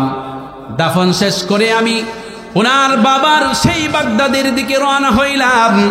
বাগদাদের দিকে যাইতে যাইতে আমি এক উঁচু পাহাড়ের উপরে উঠলাম। উঠে গিয়ে দেখি বিশাল বড় এক বহর, সেনাবাহিনীর বিশাল বড় এক বহর। হয়তো ওই সেনাবাহিনীর বহরের মধ্যে সর্বনিম্ন 1000 করে সেনাবাহিনী হবে, এরকমভাবে 10টা বহর দেখলাম। আমি এই সেনাবহর দেখে সর্বশেষ যেই সেনাবহর, তার মধ্যে বাদশাহ হারুনুর রশিদ, এই পিছনেরটার মধ্যে আমি দূর থেকে আওয়াজ করে ডাক দিলাম, ও বাদশাহ, ও মহামান্য বাদশাহ, একটু দাঁড়ান, আপনার সাথে আমার একটু কথা আছে। এবার বাদশার কানে আওয়াজ গেল, আওয়াজ যাওয়ার পর বাদশাহ দাঁড়াইল। আমি তাকে আমার এই আমানতগুলি ওনার কাছে পৌঁছাইয়া দিলাম। বললাম, আপনার ছেলে এই কারণে সে ইন্তেকাল করেছে। এবার বাদশাহ, যদিও বাদশাহ, তারপরেও তো সন্তানের জন্য চোখ অজর ধরে কান্না শুরু করে দিলেন। একজনকে বললেন যে তুমি তাকে হেফাজত করো, তাকে বাগদাদে নিয়ে যাও, আমার সফর শেষ করে তার সাথে কথা বলবো। এবার সফর শেষ করে এসে বাড়িতে আসলো। আয়েশা আবু আমেরকে ডাক দিয়ে তার কামরায় নিল। ডাক দিয়া বলে, বলো ভাই, আমার ছেলের ব্যাপারে কিরকম? তুমি তো তাকে গোসল দিয়েছ। বলে, হ, আমি তাকে গোসল দিয়েছি, আমি তাকে দিয়ে কাজও করেছি। আমি জানতাম না, ও বাদশাহ, আমি জানতাম না এই ছেলে আপনার। আমি জানতাম না। যখন সে বলল বাদশাহ হারুনুর রশিদের কাছে দিও, তখন আমি বুঝতে পারলাম এই ছেলে আপনার। ভাইরা আমার, উনি বলেন, আবু আমের ডাক দিয়ে বলে, আমি বাদশার কাছে সব বুঝিয়ে দিই। আমি আমার বাড়িতে আসলাম। আসার পর ঘুমের মধ্যে স্বপ্নে দেখলাম বিরাট বড় উঁচু একটা মিনারা, নূরের মিনারা। আল্লাহু আকবার। আমি দেখলাম উঁচু একটা নূরের মিনারা, তার মধ্যে একটা নূরের আবরণ। ওই আবরণ একটু পরে দেখি সরে গেল। আর আবরণ সরে গিয়ে যখন দেখলাম ওই আবরণের ভিতর থেকে যে যুবক ইন্তেকাল করেছে, ওই যুবকটা বের হয়ে এসেছে। আমি তাকে জিজ্ঞাসা করলাম, এ বালক, তোমার অবস্থা কি? তোমার সাথে আমার আল্লাহ কি রূপ ব্যবহার করেছে? যুবক হাসতে হাসতে বলে, আমার আল্লাহ আমার সাথে যা ওয়াদা করেছিল সব আমার আল্লাহ আমার সাথে ব্যবহার করেছে। আমার জন্য নিয়ামত হিসাবে অনেক কিছু আমার আল্লাহ দিয়েছে। আমি এই জান্নাতের নাজ নিয়ামতে আমি দুনিয়ার চাইতে হাজার হাজার গুণে আমি এই জায়গার মধ্যে ভালো আছি। ভাইরা আমার, বাচ্চা হারুনুর রশিদের ছেলে, ঘটনা বলার উদ্দেশ্য, আল্লাহ রাব্বুল আলামিন বলছেন, তোমরা দুনিয়ার মায়ায় পড়ে তোমরা আল্লাহকে ভুলে যেও না। জিকির, আল্লাহর জিকির বমানা সব কিছুই হতে পারে। ইল্লাল্লাহর জিকির হতে পারে, আল্লাহ জিকির হতে পারে, নামাজও জিকির, দান সদকাও জিকির। আল্লাহ রাব্বুল আলামিন দুনিয়ার মানুষদেরকে সব কিছু দিয়েছেন, কিন্তু তার থেকে আরেকটা আদেশ দিয়েছেন, ওয়াকিমুস সালাতা ওয়া আতুজ যাকাত। সালাত কায়েম করো, যাকাত দাও, ফরজ যাকাত দেওয়া। কিন্তু আল্লাহ এখানে বলেন নাই সবগুলি তুমি দিয়ে দাও, বলছে নাকি? সব দিতে বলে নাই। হাদিসের থেকে আমরা জানি যাকাত দিতে হয় কয় পার্সেন্ট? কথা বলেন, কয় পার্সেন্ট যাকাত দিতে হয়? 2.5%, লাখে 2.5। তাইলে বোঝা গেল সম্পদ দুনিয়াতে দরকার, কিন্তু আল্লাহ যে বললেন আমার রাস্তায় খরচ করো, সম্পদ দিয়েছে আমি, আমার রাস্তায় খরচ করো, এর মানে সব আমাকে দিতে হবে তা নয়। আল্লাহ রাব্বুল আলামিনের যেই যেই জায়গার মধ্যে খরচ করতে হবে, দুনিয়ার শরীয়তের কাজের মধ্যে, ভালো কাজ যেগুলি আছে এগুলির মধ্যে খরচ করতে হবে। আমার মায়েরা, খরচ করলে কি লাভ? খরচ করলে কি লাভ? আপনার আমার খরচ করতে হবে। এই সম্পদ আপনাকে আমাকে আল্লাহই দিয়েছে, এই সম্পদ আপনাকে আমাকে আল্লাহই দিয়েছে। আল্লাহর জমিনে বসবাস করি, আল্লাহর দ্বীনের জন্য আপনাকে আমাকে খরচ করতে হবে। আল্লাহর পয়গম্বর মুহাম্মদ রাসূলুল্লাহ সাল্লাল্লাহু আলাইহি ওয়াসাল্লাম বিভিন্ন সময় সাহাবায়ে কেরামদের কাছ থেকে যুদ্ধের জন্য সামানা চেয়েছেন, যুদ্ধের জন্য মাল চেয়েছেন। তার মধ্যে তাবুকের যুদ্ধ, এই তাবুকের যুদ্ধের সময় এমন একটা অবস্থা ছিল, এমন একটা পরিস্থিতি ছিল, ফসল গড়ে উঠাইবার সময় মানুষের কাছে তেমন টাকা পয়সা ছিল না, আর ফসলগুলি পেকে যাচ্ছে, ফসল উঠাবে। তাবুকের যুদ্ধের দামামা বেজে গেল। যুদ্ধের কথা বললে এখন মানুষে মনে করে যুদ্ধ মানে খারাপ না, যুদ্ধ হলো যারা সন্ত্রাসী করে সন্ত্রাসকে দমায় রাখা, সন্ত্রাসের বিরুদ্ধে যুদ্ধ করা, এটার নাম হলো জিহাদ। আর এটা ইসলামের মধ্যে ফরজ করে দেওয়া হয়েছে। জিহাদের কথা বললে কিছু অজ্ঞ শিক্ষিত আছে, এদের গায়ের মধ্যে চুলকানি ধরে যে যুদ্ধ, এই যুদ্ধ মুদ্ধ এগুলা, যদি যুদ্ধ জিহাদকে কেউ অস্বীকার করে তাহলে সে কাফের হয়ে যাবে। কথা বলেন ঠিক কিনা? নামাজকে যদি কেউ অস্বীকার করে সে যেমন কাফের হবে, জিহাদকে যদি কেউ অস্বীকার করে সেও তেমনি কাফের হয়ে যাবে। ভাইরা আমার, আল্লাহর রাসূল সাল্লাল্লাহু আলাইহি ওয়াসাল্লামের সাহাবায়ে কেরাম দ্বীনের জন্য, ধর্মের জন্য কেমন নিবেদিত প্রাণ ছিলেন। আল্লাহর রাসূল সাল্লাল্লাহু আলাইহি ওয়াসাল্লামের কাছে একজন নিঃস্ব মানুষ এসে বললেন, ইয়া রাসূলুল্লাহ, আমাকে কিছু দেন। নিঃস্ব মানুষ পয়গম্বরের কাছে এসে যখন বললেন আমাকে কিছু দেন, আল্লাহর রাসূল সাল্লাল্লাহু আলাইহি ওয়াসাল্লাম হযরতে উসমান রাদিয়াল্লাহু আনহুর কাছে তাকে পাঠাইলেন যে যাও উসমানের কাছে গিয়ে বলো। এই লোকটা হযরতে উসমান রাদিয়াল্লাহু আনহুর কাছে চলে গেলেন। উসমান রাদিয়াল্লাহু আনহু কে ছিলেন? উনি খুলাফায়ে রাশেদার 4 জনের একজন, 3 নাম্বার। ওনার অনেকগুলি গুণ আছে। 1 নাম্বার গুণ হলো আল্লাহর রাসূলের 2 জন মেয়েকে তিনি বিবাহ করেছেন, এই জন্য ওনার একটা লকব হলো যুন্নুরাইন। 2 নাম্বার, তিনি উসমান গনি, ধনী ছিলেন। আরো গুণ ছিলেন, গুণ ছিল ওনার, কবরের পাশ দিয়ে যখন যাইতেন হযরতে উসমান রাদিয়াল্লাহু আনহু সব চাইতে বেশি কান্না করতেন। সাহাবায়ে কেরামরা প্রশ্ন করলো, ওগো উসমান, আপনি কবরের জাহান্নামের বয়ান শুনলেও কান্না করেন না, কিন্তু কবরের পার দিয়ে গেলে আপনি কান্না করেন, কারণ কি? হযরতে উসমান রাদিয়াল্লাহু আনহু ডাক দিয়ে বলে, ও ভাইরা শোনো, কবর হলো মানুষের জন্য, মুমিনের জন্য প্রথম গাঁঠি, মানুষের জন্য প্রথম গাঁঠি। এই গাঁঠির মধ্যে যদি কেউ আটকে যায় তাহলে তার অবস্থা খারাপ, আর এই গাঁঠি থেকে যদি কেউ মুক্তি পেয়ে যায় তাহলে আর কোথাও তার কোনো সমস্যা হবে না। আমি চিন্তা করি কবরের অবস্থা আমার কি হবে, এই জন্য কবর দেখলে কান্না করি। হযরত উসমান রাদিয়াল্লাহু আনহুর আরেকটা গুণ হলো তিনি খলিফা ছিলেন 3 নাম্বার। ওনার জামানায় মসজিদের মধ্যে যেই আজানটা আমরা এখন দেই এটাকে বলা হয় সানি আজান। দেয় কি দেয় না? কথা বলে, দেয় কি দেয় না? খুতবা দেওয়ার আগে ইমাম সাহেবের সামনে দাঁড়াইয়া যে আজান দেয় এটাকে বলা হয় সানি আজান। এই সানি আজান হযরত উসমান রাদিয়াল্লাহু আনহুর খেলাফতের সময় চালু হয়েছে।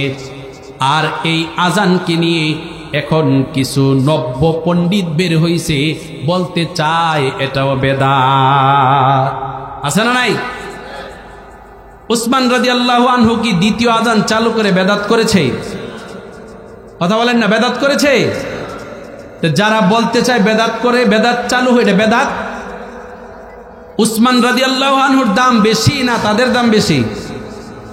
এখন যারা বলে যে উসমান রাদিয়াল্লাহু আনহু দ্বিতীয় আজান চালু করে বেদাত করেছে, তাদের দাম বেশি না উসমান রাদিয়াল্লাহু আনহুর দাম বেশি? উসমান রাদিয়াল্লাহু আনহুকে আল্লাহ রাসূল সাল্লাল্লাহু আলাইহি ওয়াসাল্লাম বললেন, আমার সুন্নত মানতে হবে এবং আমার খুলাফায়ে রাশেদা যারা তাদেরও সুন্নত মানতে হবে। তাইলে আমরা যারা এখন দ্বিতীয় আজান মসজিদের খুতবার আগে দেই, এই আজান আল্লাহ রসুলের হাদিস অনুযায়ী উসমান রাদিয়াল্লাহু আনহুর সুন্নত হিসাবে আমরা আমল করি, ঠিক কিনা? অতএব যারা বলে যে এটা বেদাত, এরা অতি পণ্ডিত, এরকম পণ্ডিত অভাব নাই। ভাইরা আমার, উসমান রাদিয়াল্লাহু আনহু ওনার কাছে আল্লাহর পয়গম্বর পাঠিয়ে দিলেন।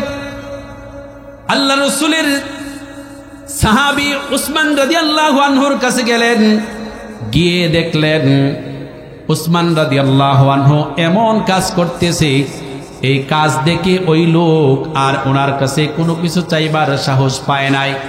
কি কাজ করতেছে? দেখতেছে কতগুলি খাদ্যদ্রব্য স্তূপ করে রাখা হয়েছে, এই স্তূপ থেকে পিঁপড়া পিপিলিকা, এই পিপিলিকারা ঝাঁক ধরে ধরে এখান থেকে খাদ্যদ্রব্যগুলি নিয়ে যাচ্ছে। হযরত উসমান রাদিয়াল্লাহু আনহু দেখে ওই পিঁপড়ার মুখ থেকে খাবারগুলি নিয়ে আসলেন। খাবারগুলি নিয়ে কিছু খাদ্য ওই পিঁপড়ার গর্তের সামনে ছিটিয়ে দিলেন, আর বাকি খাদ্যগুলি আইনে স্তূপের মধ্যে রেখে দিলেন। এই ব্যক্তি এই দৃশ্য দেখে হযরত উসমান রাদিয়াল্লাহু আনহুকে কৃপণ মনে করলেন যে সর্বনাশ, আল্লাহর রাসূল উনার কাছে আমাকে পাঠাইছে, এই লোকের যেই কাজ সে আমাকে দিবে, এই লোকের দ্বারা দেওয়া সম্ভব না। এই দৃশ্য দেখে ওই লোকটা চলে গেছে আল্লাহর রাসূলের কাছে। পরের দিন গিয়ে বলল, ইয়া রাসূলুল্লাহ, আমাকে কিছু দেন। আল্লাহর রাসূল সাল্লাল্লাহু আলাইহি ওয়াসাল্লামের কাছে বলল, আমাকে কিছু দেন। এবারও আল্লাহর রাসূল হযরত উসমান রাদিয়াল্লাহু আনহুর কথা বলে দিলেন, যাও উসমানের কাছে যাও। এবার উনি চলে গেলেন, গিয়ে দেখতেছেন ওনার বাড়ির যে চাকর আছে, যে কর্মচারী আছে, তাকে ধমকাচ্ছেন। কেন ধমকাচ্ছেন?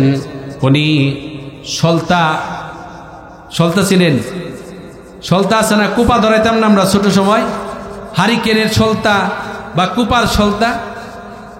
এই কুপার সলতাটা অনেক উঁচু করে দিয়েছে, এই জন্য আলো বেশি হইতেছে।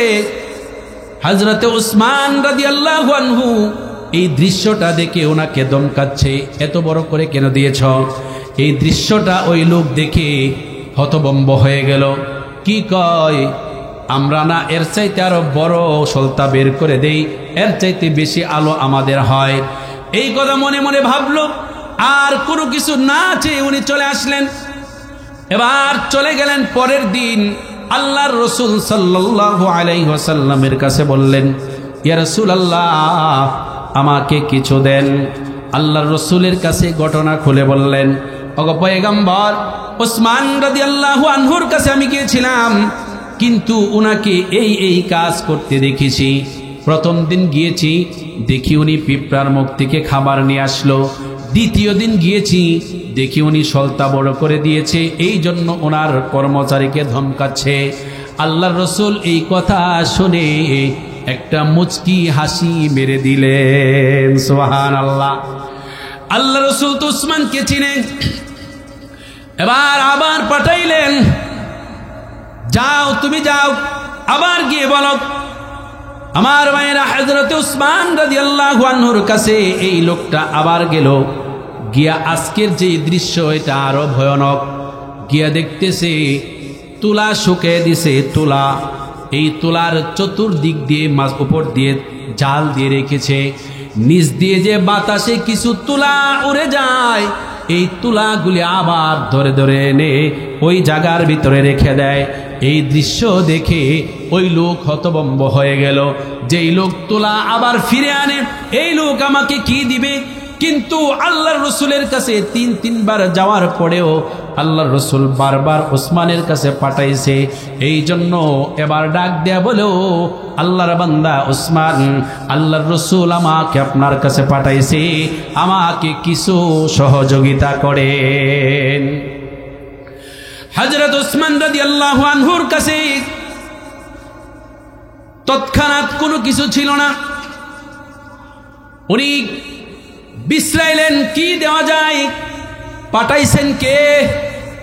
আল্লাহর রসুল পাঠাইছেন।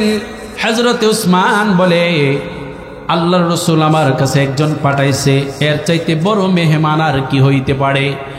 এবার উনি অনেক দূরে তাকাইলেন, তাকায় দেখা যায় একটা রেখার মতো দেখা যায় মরুভূমির মাঝখান দিয়ে হাঁটতেছে।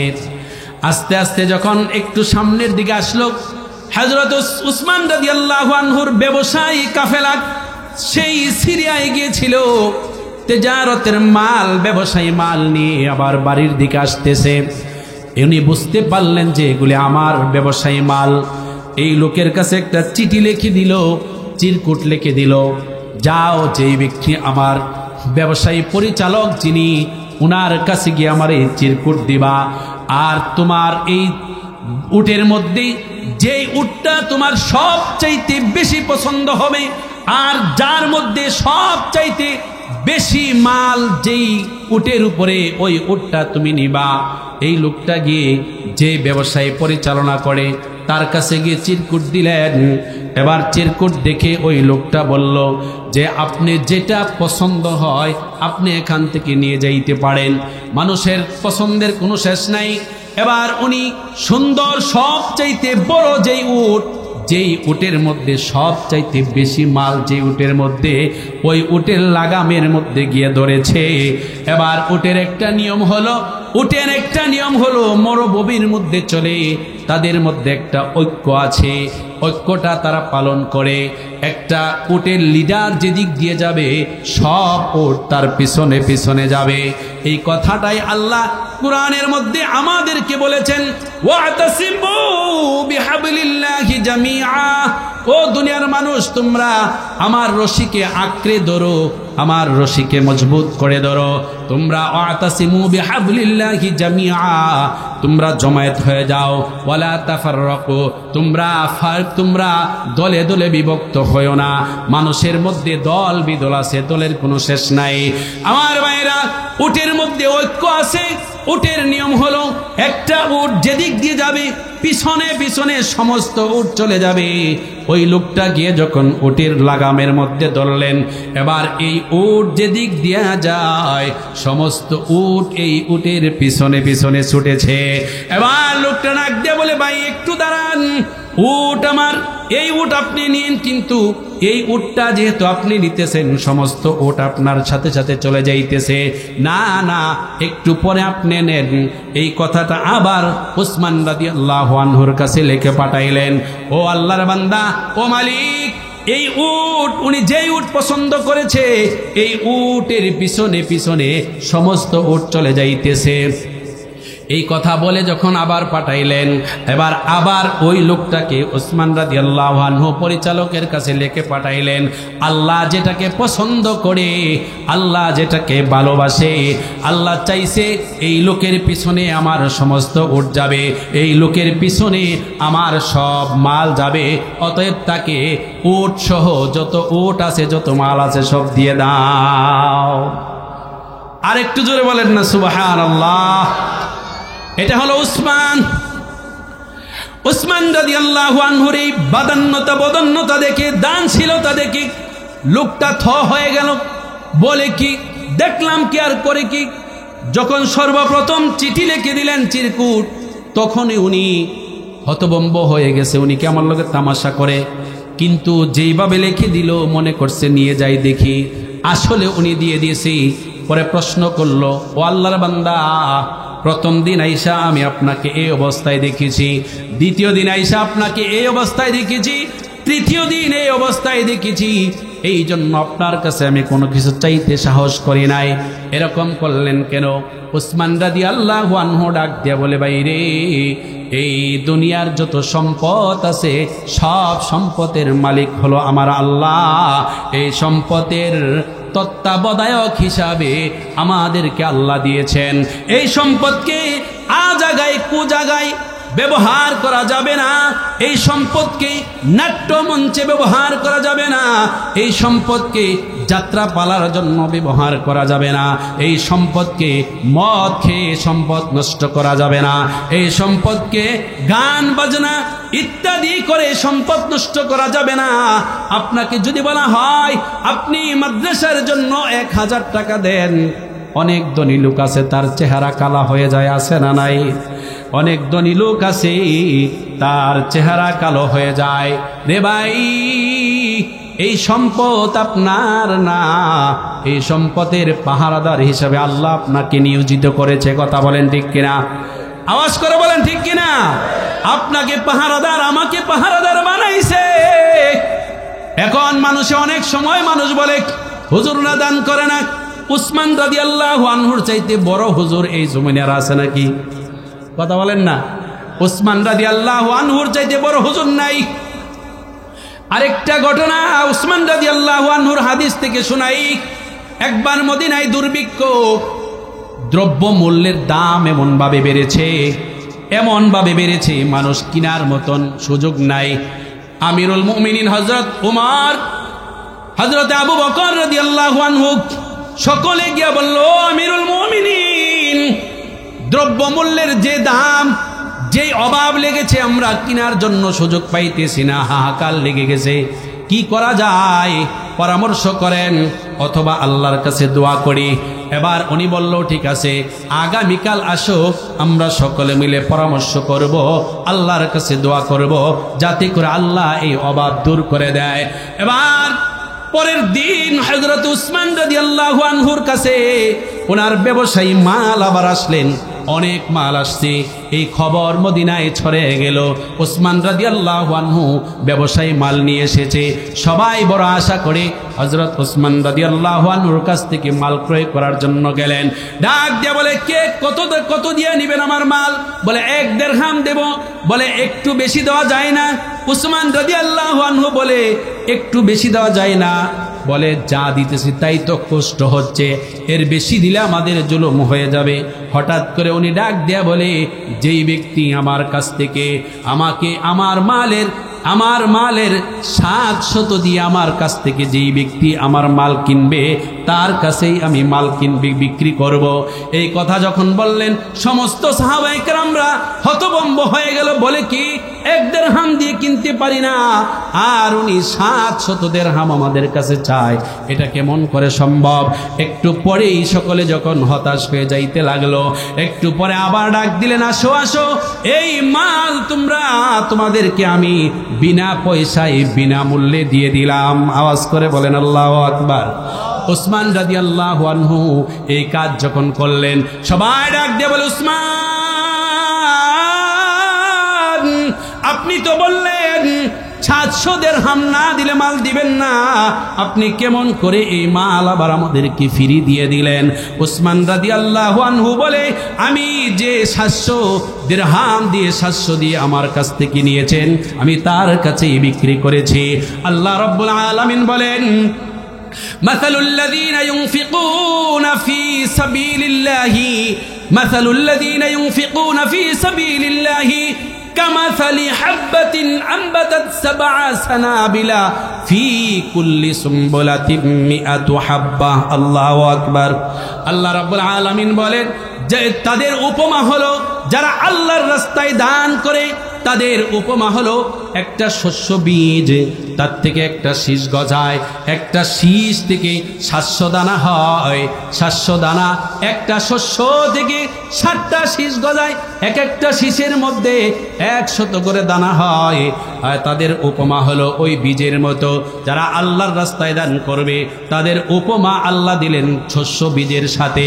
অর্থাৎ একটা শস্য বীজ থেকে একটা শীষ হয় না, 7টা শীষ হয়, একটা বীজের থেকে 700 হয়। তার মানে আল্লাহ বলেন আমি আল্লাহ চাইলে এর চাইতে আরো বেশি দিতে পারি। আল্লাহর রাসূল হযরতে উসমান রাদিয়াল্লাহু আনহু এই আয়াতের উপরে আমল করলেন, তার ফল কি হয় দেখেন, ফল কি হয় দেখেন।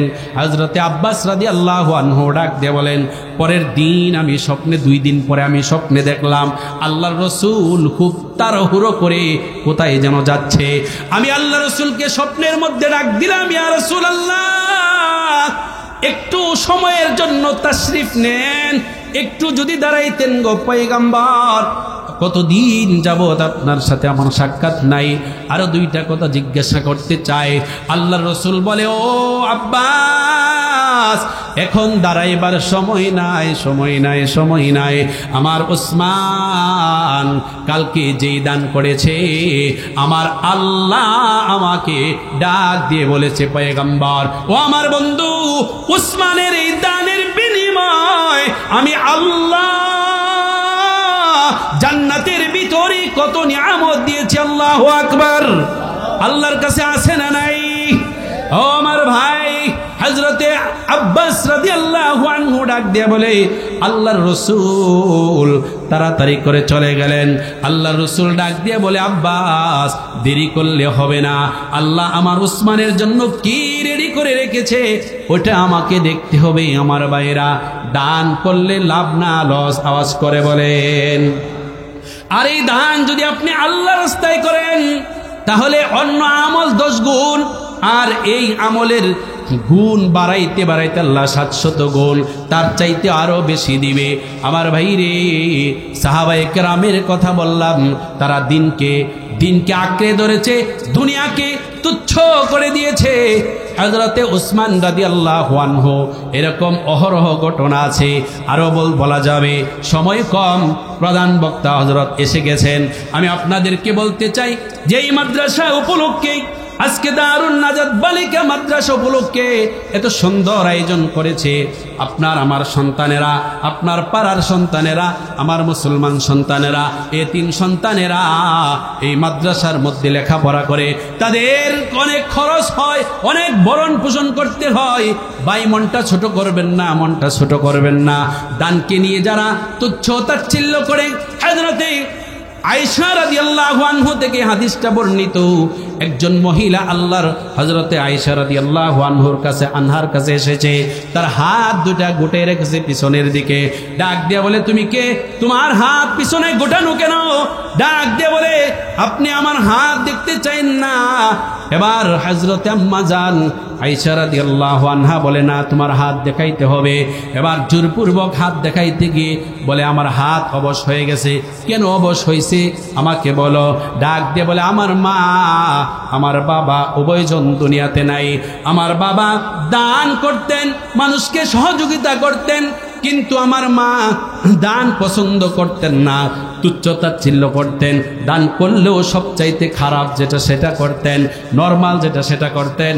এই কথাগুলি যখন বললেন, আমি স্বপ্নে দেখলাম আমার বাবাকে, আমার মাকে, আমার বাবাকে দেখলাম হাউজে কাউসারের পারে দাঁড়াইয়া উৎফুল্ল আনন্দিত মানুষদেরকে হাউজে কাউসারের পানি থেকে উনি পানি বন্টন করে মানুষকে দিচ্ছে। সুবহানাল্লাহ। আমার বাবার দুনিয়ার অভ্যাস ছিল মানুষকে বেশি বেশি করে পানি পান করাইতো, আর আমার মাকে দেখলাম একটা পুরানা কাপড় পরে মানুষের সামনে অসহায় অবস্থায় দাঁড়িয়ে রয়েছে। আমি সন্তান, আমার মায়ের জন্য মায়া হলো। আমি আল্লাহর কাছে 2 হাত তুলে দোয়া করলাম, আল্লাহ আমার মাকে মাফ করে দেন, আমার মাকে মাফ করে দেন। আমি দোয়া করতেছি, আর গায়েব থেকে ঘুমের স্বপ্নের মাধ্যমে একটা আওয়াজ পাইলাম, যে ব্যক্তি এর জন্য দোয়া করতেছে তার হাত যেন অবশ হয়ে যায়। সকালবেলা উঠে দেখি আমার হাত অবশ হয়ে গেছে। আমার ভাইরা, বুঝাইতে চাইলাম, যেই ব্যক্তি দানকে তুচ্ছ তাচ্ছিল্য করবে সে আল্লাহ রসুলের হাদিসকে অমান্য করলো, আল্লাহ আল্লাহর কোরআনকে অবজ্ঞা করলো। এই জমিন আল্লাহর, আপনার সম্পদ আল্লাহর, আমি আপনি আল্লাহর। অতএব আল্লাহর জমিনে আপনার আমার সম্পদের হিসাব আল্লাহর কাছে দিতে হবে।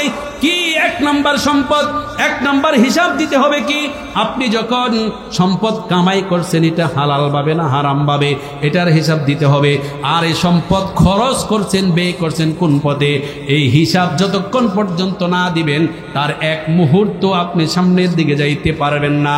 তাহলে এই মাদ্রাসা সুন্দর একটা মাদ্রাসা, সুন্দর পরিবেশ, অনেক ছাত্র ছাত্রী আছে। আমরা জানি কওমি মাদ্রাসাগুলি কওমের, আমি আপনি এই মাদ্রাসার জন্য সহযোগিতা করতে রাজি আছি কিনা হাত তুলে দেখান। ভালোবাসার জায়গা মদিনা, ভালো লাগার জায়গা মদিনা, এত সুন্দর জায়গা কোথাও দেখি না, এত সুন্দর জায়গা কোথাও দেখি না, সাজিয়েছেন দয়াল রব্বানা ভালো লাগার জায়গা মদিনা, ভালো লাগার জায়গা মদিনা। মদিনা শরীফে নূরের খাজিনা, মদিনা শরীফে নূরের খাজিনা, আশিক ছাড়া অন্য বোঝে না, ভালো লাগার জায়গা মদিনা, ভালোবাসার জায়গা মদিনা, ভালো লাগার জায়গা মদিনা। একদিন কবরে যাব কেউ তো যাবে না, একদিন কবরে যাব কেউ তো যাবে না, যাবে আমার শাহে মদিনা, ভালো লাগার জায়গা মদিনা, ভালোবাসার জায়গা মদিনা, ভালো লাগার জায়গা মদিনা, ভালোবাসার জায়গা মদিনা, ভালো লাগার জায়গা মদিনা। যতই দৌড়দ পড়ি তৃপ্তি মেটে না, যতই দৌড়দ পড়ি তৃষ্ণা মেটে না, সুন্নতে অশান্তি থাকে না, ঠিক কিনা? সুন্নতে অশান্তি থাকে না, ভালোবাসার জায়গা মদিনা, বলেন ভালো লাগার জায়গা মদিনা, ভালোবাসার জায়গা মদিনা, ভালোবাসার জায়গা মদিনা, ভালো লাগার জায়গা মদিনা। আমার জীবনে অনেক বেশি গুনাহ, আমার জীবনে অনেক বেশি গুনাহ, তাই হাবিবের কদম ছাড়ব না, ভালো লাগার জায়গা মদিনা, ভালোবাসার জায়গা মদিনা, ভালো লাগার জায়গা মদিনা। এত সুন্দর জায়গা কোথাও দেখি না, এত সুন্দর জায়গা কোথাও দেখি না, সাজিয়েছেন দয়াল রব্বানা ভালো লাগার জায়গা মদিনা, ভালোবাসার জায়গা মদিনা, ভালো লাগার জায়গা মদিনা। মদিনার মহব্বত দরকার আছে না নাই? মদিনা কেমন মদিনা? যেই মদিনা আল্লাহর রাসূল সাল্লাল্লাহু আলাইহি ওয়াসাল্লাম পদার্পণ করার পর যেই জায়গার নাম ছিল ইয়াসরিব, সেই জায়গার নাম হয়ে গেল মদিনাতুর রসুল, রসুলের শহর হয়ে গেল, শান্তির জায়গা মদিনা। বাইরে একটা বার যদি হয় তাহলে মদিনার প্রেম নিয়ে, বাইতুল্লাহর প্রেম নিয়ে মক্কা মদিনার জিয়ারত কইরাইছো। তুমি পৃথিবীর যত কিছু দেখেছো, তুমি কক্সবাজার গেছো, সেন্ট মার্টিন গেছো, তুমি নিউ ইয়র্ক শহরের মধ্যে গেছো, দুবাই গেছো, লন্ডন গেছো, পৃথিবীর যত সুন্দর সুন্দর জায়গা গেছো, তুমি মদিনায় যাইতে পারো নাই। একটা বার মদিনায় যাও, মদিনার মহব্বত নিয়ে যাও, তোমার দিল ঠান্ডা হয়ে যাবে, তোমার দিলের মধ্যে প্রশান্তি আসবে। নবীর মহব্বত ভালোবাসা যার ভিতরে থাকবে, আল্লাহ রাসূল আল্লাহ রাব্বুল আলামিন বলেন, قل إن كنتم تحبون الله فاتبعوني يحببكم الله ويغفر لكم ذنوبكم والله غفور رحيم। আল্লাহ বলে, আমাকে যদি তোমরা পাইতে চাও তাহলে আমার রসুলের অনুসরণ করো। রসুলের অনুসরণ ছাড়া আল্লাহকে পাওয়া যাইবে না। তাহলে আমাদেরকে নবীর ভালোবাসা রাখতে হবে, সুন্নতের উপরে আমল করতে হবে। এ ভাই, সুন্নতের উপরে একটা আমল নিয়ে যাইন, একটা আমল কইরেন। আজকে আমাদের সমাজের মধ্যে মিসওয়াক নাই। মিসওয়াক আছে? মিসওয়াক নাই। এই মিসওয়াকের সুন্নত আমাদের থেকে দূরে চলে গেছে। অনেক সুন্নত নাই। বিবিকে সালাম নাই, স্বামীকে বিবি সালাম দেয় না, বিবি স্বামীকে সালাম দেয় না, ছেলে বাবাকে সালাম দেয় না, বাবা ছেলেকে সালাম দেয় না, মা মেয়েকে সালাম দেয় না, মেয়ে মাকে সালাম দেয় না। সালামের প্রচলন নাই। এই জন্য আমরা সকলেই শান্তি খুঁজি, শান্তি রসুলের সুন্নত ছাড়া থাকবে না।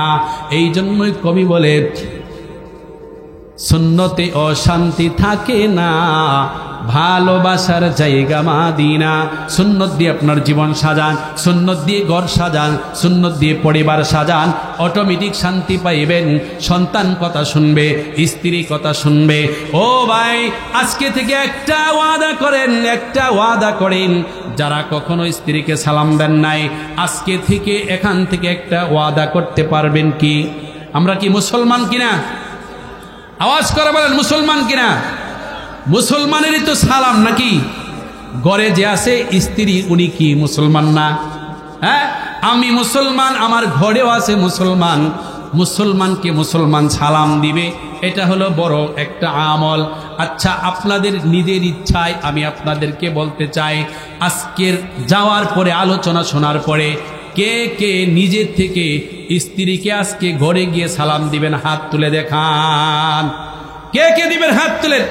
দিব না, জাগো স্ত্রী নাই, তাগো তো কই নাই।